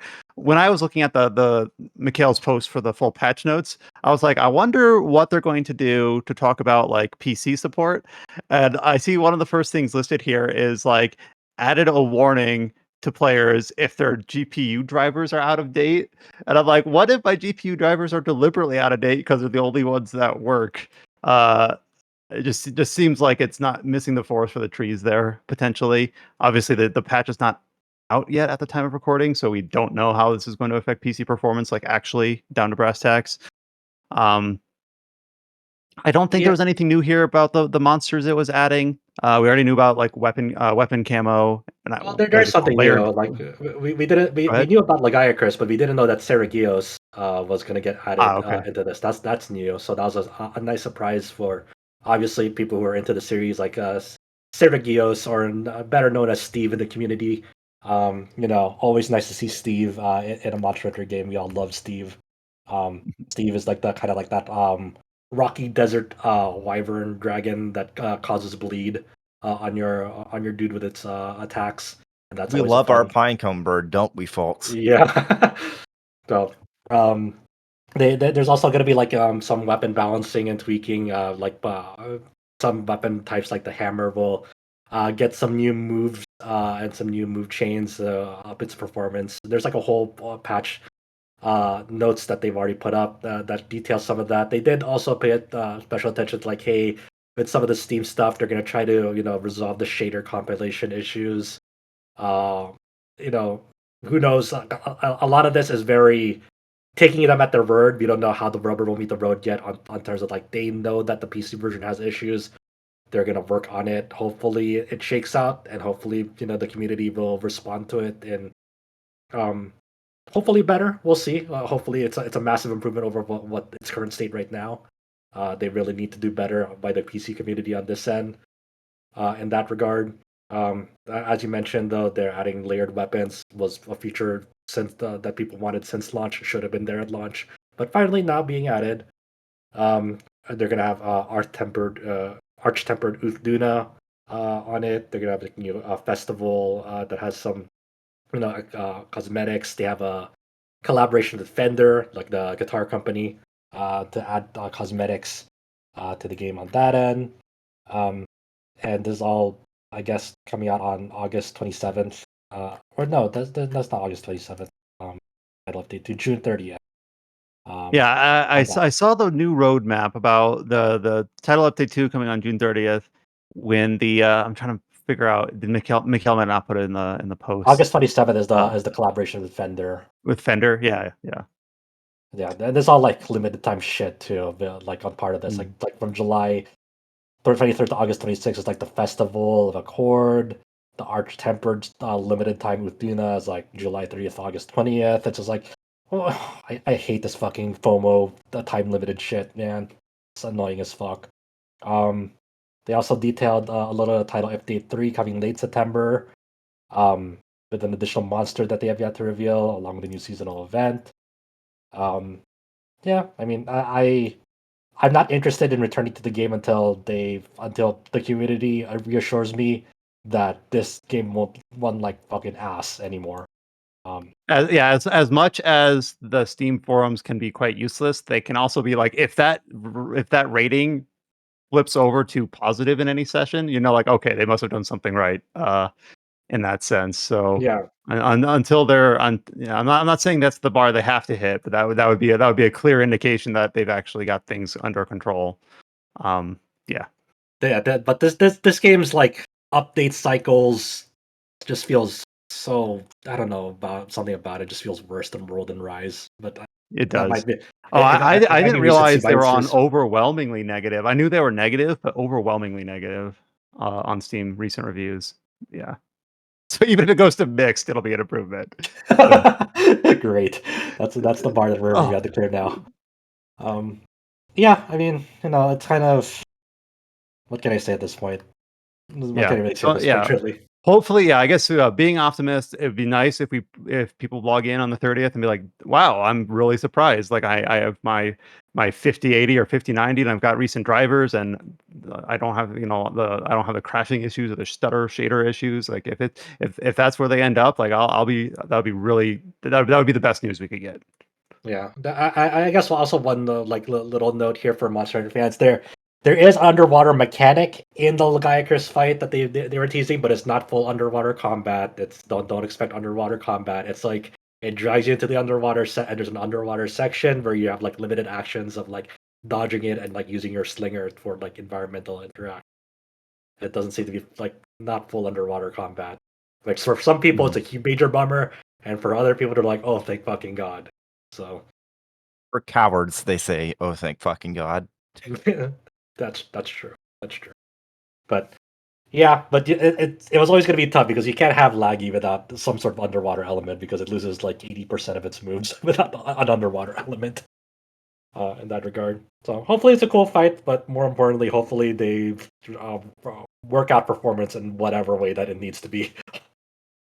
However, it needs to manifest. Please make it happen. There's also some updates for some upcoming for recent release games. Assassin's Creed Shadows getting an update that has nightmare difficulty and ultra low PC specs. 100 line Last Defense Academy version 1.1. I'll be honest, I didn't read these patch notes because I'm not into this game. Has anyone who's played 100 line seen if this has any big like expected updates for followers of that game? I mean, there's some like interesting stuff like there, like for people who really want a tougher game in 100 line as they're going through it. There's like a new Extreme and Despair difficulty mode that like puts it on like really crazy hardcore nightmare difficulty settings in that game. Like their special attacks on last resorts now cost 2 AP. Allies take 100 damage from every attack, and 100 damage is basically insta kill. Like your stats are pretty low in that game.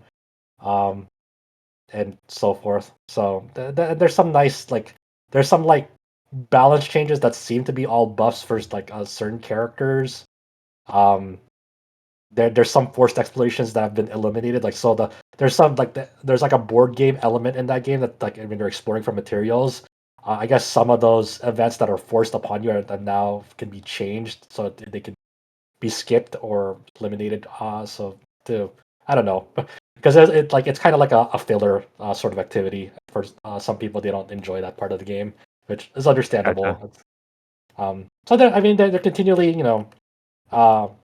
making the game, I guess, have a better flow, easier to consume to get through. Yeah, I think they really grease the wheels a little bit. Yeah, they really want people to see as much of the game as possible, and they're trying to work towards that. Which that as we discussed with the last patch notes for this game, like it's for better and for worse because for some of those story routes, the friction is part of the point, and by decreasing that friction, it lessens the impact. Well, it's kind of similar to the topic we had on System Shock, where removing all friction isn't always going to make the best product in the end. So. Yeah. I need to return to that game, but I haven't had the time to do so. But it's still it is going to remain installed on my computer until I see all 100 endings. There you go. Whether it's going to happen in this year or before I die. And the last one, and last headline, in a similar note, is Cat Quest 3 has got a free update called Tavern Tales, which introduces new companions and stuff. I can't speak to it. I don't know much about Cat Quest 3, even though I played the first two. I see people praise Cat Quest. It sounds silly when you like compare it to like, oh, big Assassin's I Creed love game. Cat Quest. Oh, There you're a we big go. Cat That's Quest? why I got To the Andy here. surprise of nobody, I love Cat Quest. Yeah. Brian Have you has have you also played the played third Cat one? Quest as well. Yeah. I The have first two, only just not the third one. I have played the first two. I have only like dabbled a tiny bit in the third one.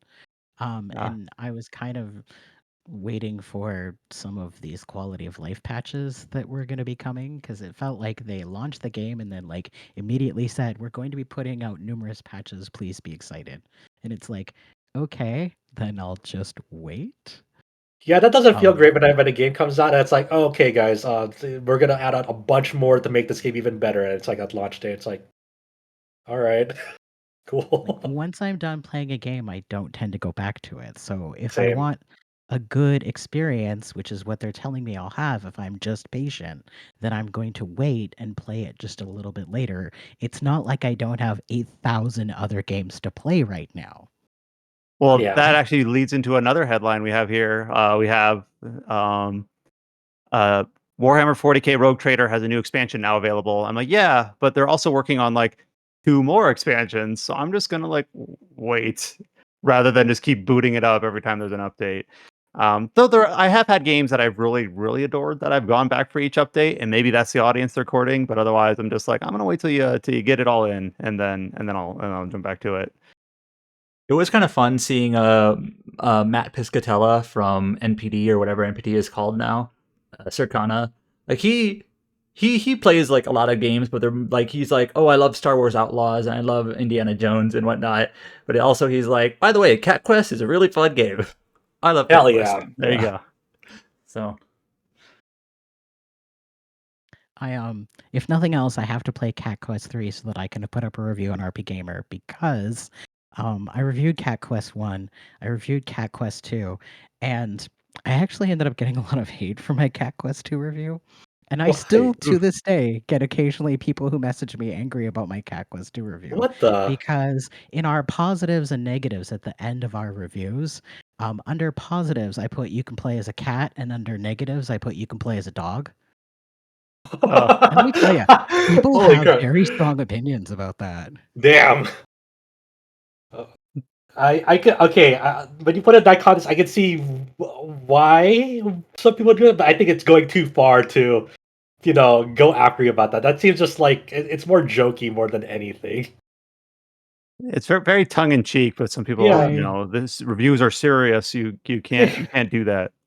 I That's will say I ridiculous. did not anticipate that response, but it makes me like giggle every time someone sends me a message, and it's like, why did you call it negative if you could play as a dog?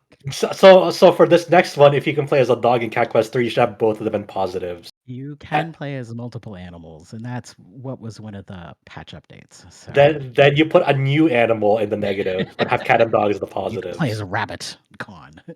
Oh my god, you would get some. Hey now. People. Yeah, you might get some people really, really angry about that.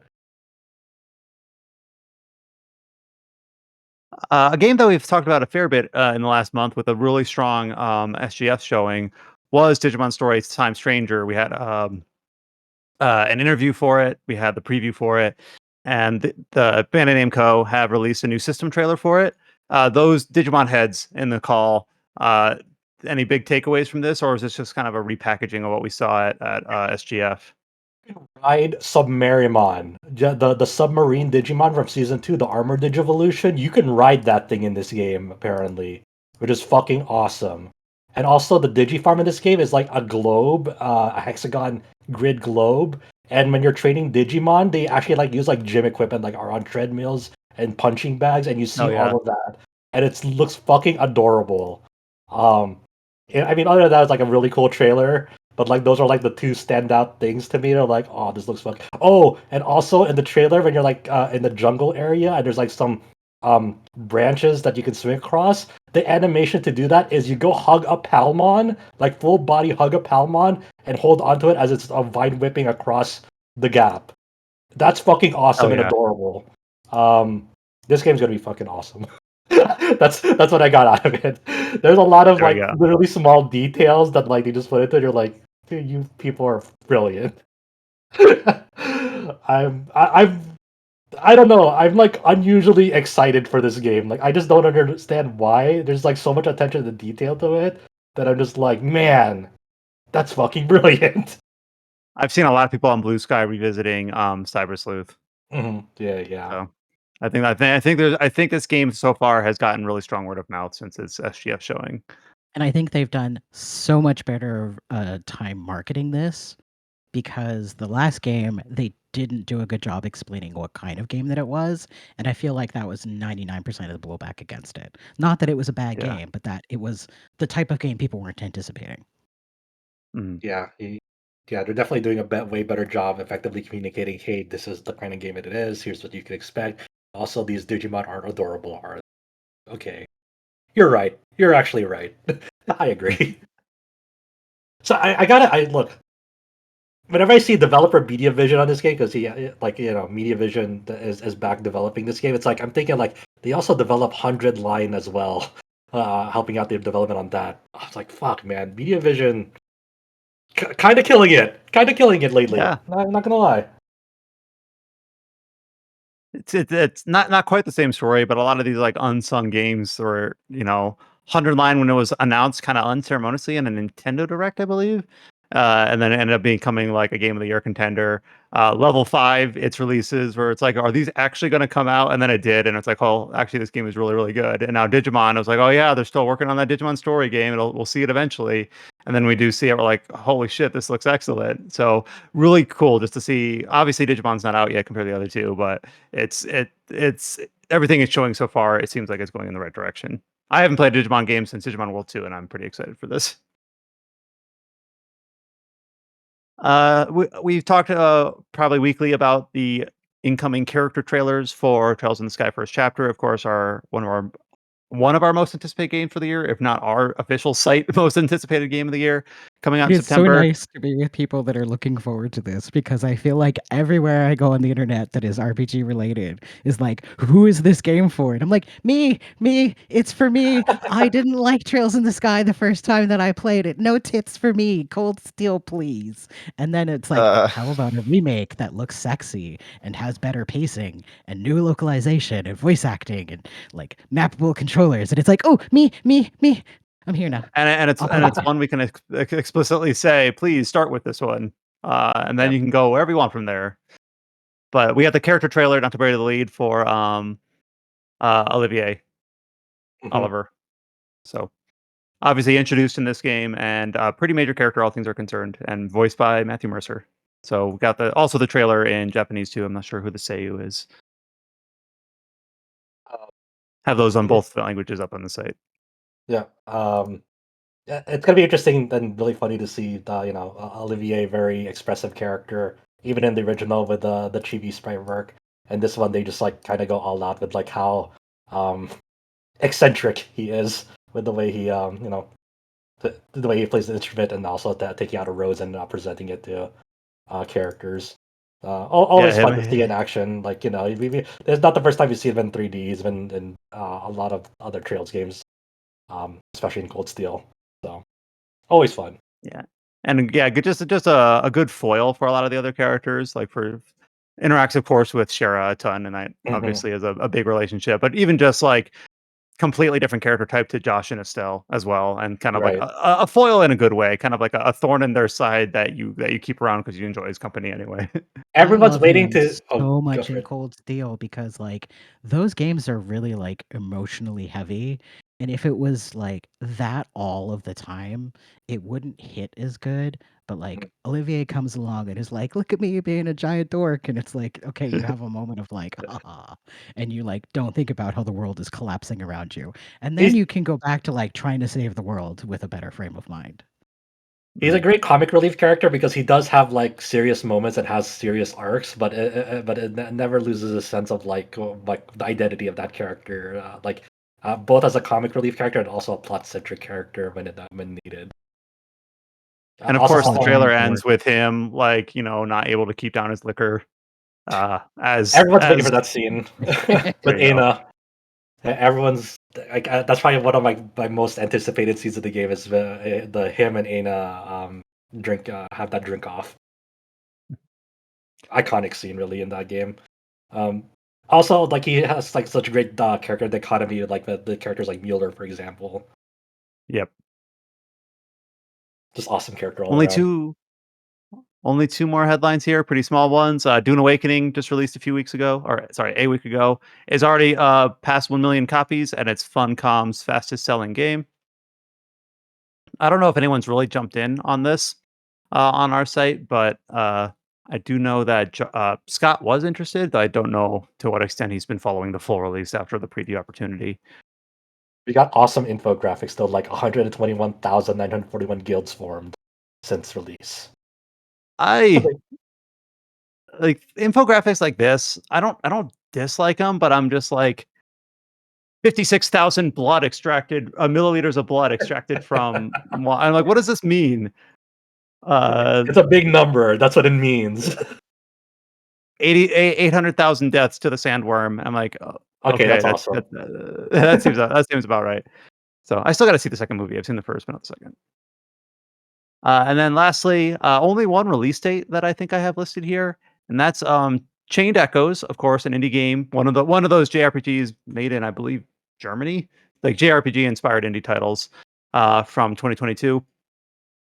It's getting a DLC, which I think I remember this being announced, but I kind of fell off my personal radar and I had forgotten about it. But Chained Echoes, Ashes of Elrant will be launching on August 7th for Chained Echoes consoles and PC. Apparently, it's new playable character, 15 new soundtrack. Like it's a pretty substantial expansion. This is the way that they're framing it. Of course, we've seen the expansions to these sorts of games fall on both sides of the coin. Like we saw Sea of Stars got a free expansion that was like 8 hours long just recently that I haven't played through yet. And then there's like Aiden, of course, Japanese developer there that had the DLCs that were really quite meager. So hopefully this falls more on the former than the latter. But again, it's kind of the yeah, he did on the Aiden ones. But this kind of goes back to that earlier discussion where it's like I played Chained Echoes back in 2023, I think at the time. I liked it, but I don't know if I liked it enough to be like to re-download it, boot it back up for the DLC. But maybe if the August is relatively quiet month compared to like September when shit hits the fan. So if this comes out in early August, it seems like it's a good time for it. So we'll see. The problem is it's not on Game Pass anymore. So if you played it through Game Pass or one of the other Yeah, good point. PSN services, you can't play the DLC without buying it. Well, I actually ran into a similar problem with a very different game, but Outer Worlds. I played on Game Pass, and then it got 2 DLCs. I'm like, well, I don't have it, so I'm not going to play them. Yeah, I forgot that Chained Echoes had a Game Pass partnership for a bit. But yep, that'll be August 7th, and that's the only date that I have listed. So other than that, I guess here's my one chance to shout out. Adam always keeps up to date his RPG release calendar. It has gotten quite packed in September and October. I know he was doing his job trying to schedule coverage for a bunch of those recently announced dates, and getting that all sorted out on the back end in terms of Trails in the Sky, Digimon, Outer Worlds 2, all those all falling within a few weeks of each other. So September is going to be a pretty busy time. But the problem is July though, what's coming up very, very soon, gonna be dry for a bit in terms of our new RPG releases. Maybe multiple weeks. Relatively speaking, yes. But I'm just looking at my backlog, being like, all right, I can actually play a few games. Like Adam, recently played through BioShock. Participate in social community events in July. Yeah, JRPG July. Here you go. But yeah, no. Well, with that said, thank you, Andy, for sticking out with us for one of our. I'm not sure how long your podcast typically run, but this is pretty typical for ours. 3 hours is kind of like our two standard length. All right, so not too much out there then. Wrangle the two very chattiest of our panelists. Mm-hmm. I know because like for our podcast length, like I know for some other podcasts, like when they go like an hour and a half, it's like, man, that was so long. It like because like some other podcasts like maybe have a 30 to 45 minute like runtime, and then when they reach that point, they're like, oh man, we really went through a really long one of these today. And then I just think it's like, yeah, I would never be on a podcast that regularly runs around 2.5 to 3 hours long. Never. Crazy. Well, that's how I feel like when I'm writing a review. I don't write a ton of them, but when I do, I'm like, how do you get all your thoughts out in under 1,400 words? Like, at that point, I've introduced the game. or like podcasts. Like give me 15 minutes and I'll have set up the discussion, but I haven't talked about anything yet. So I'm glad that we have an audience and of course a cast that feels comfortable and really enjoys going into depth about these all the topics that we go into, either both on the games front and on the the news and the critique front. But Andy, thank you so much for stepping on. Of course, we'll put all the links for JRPGJuly, the stream link, the site link up in the podcast post for this episode of the Tetracast. I believe is it 401 or 402?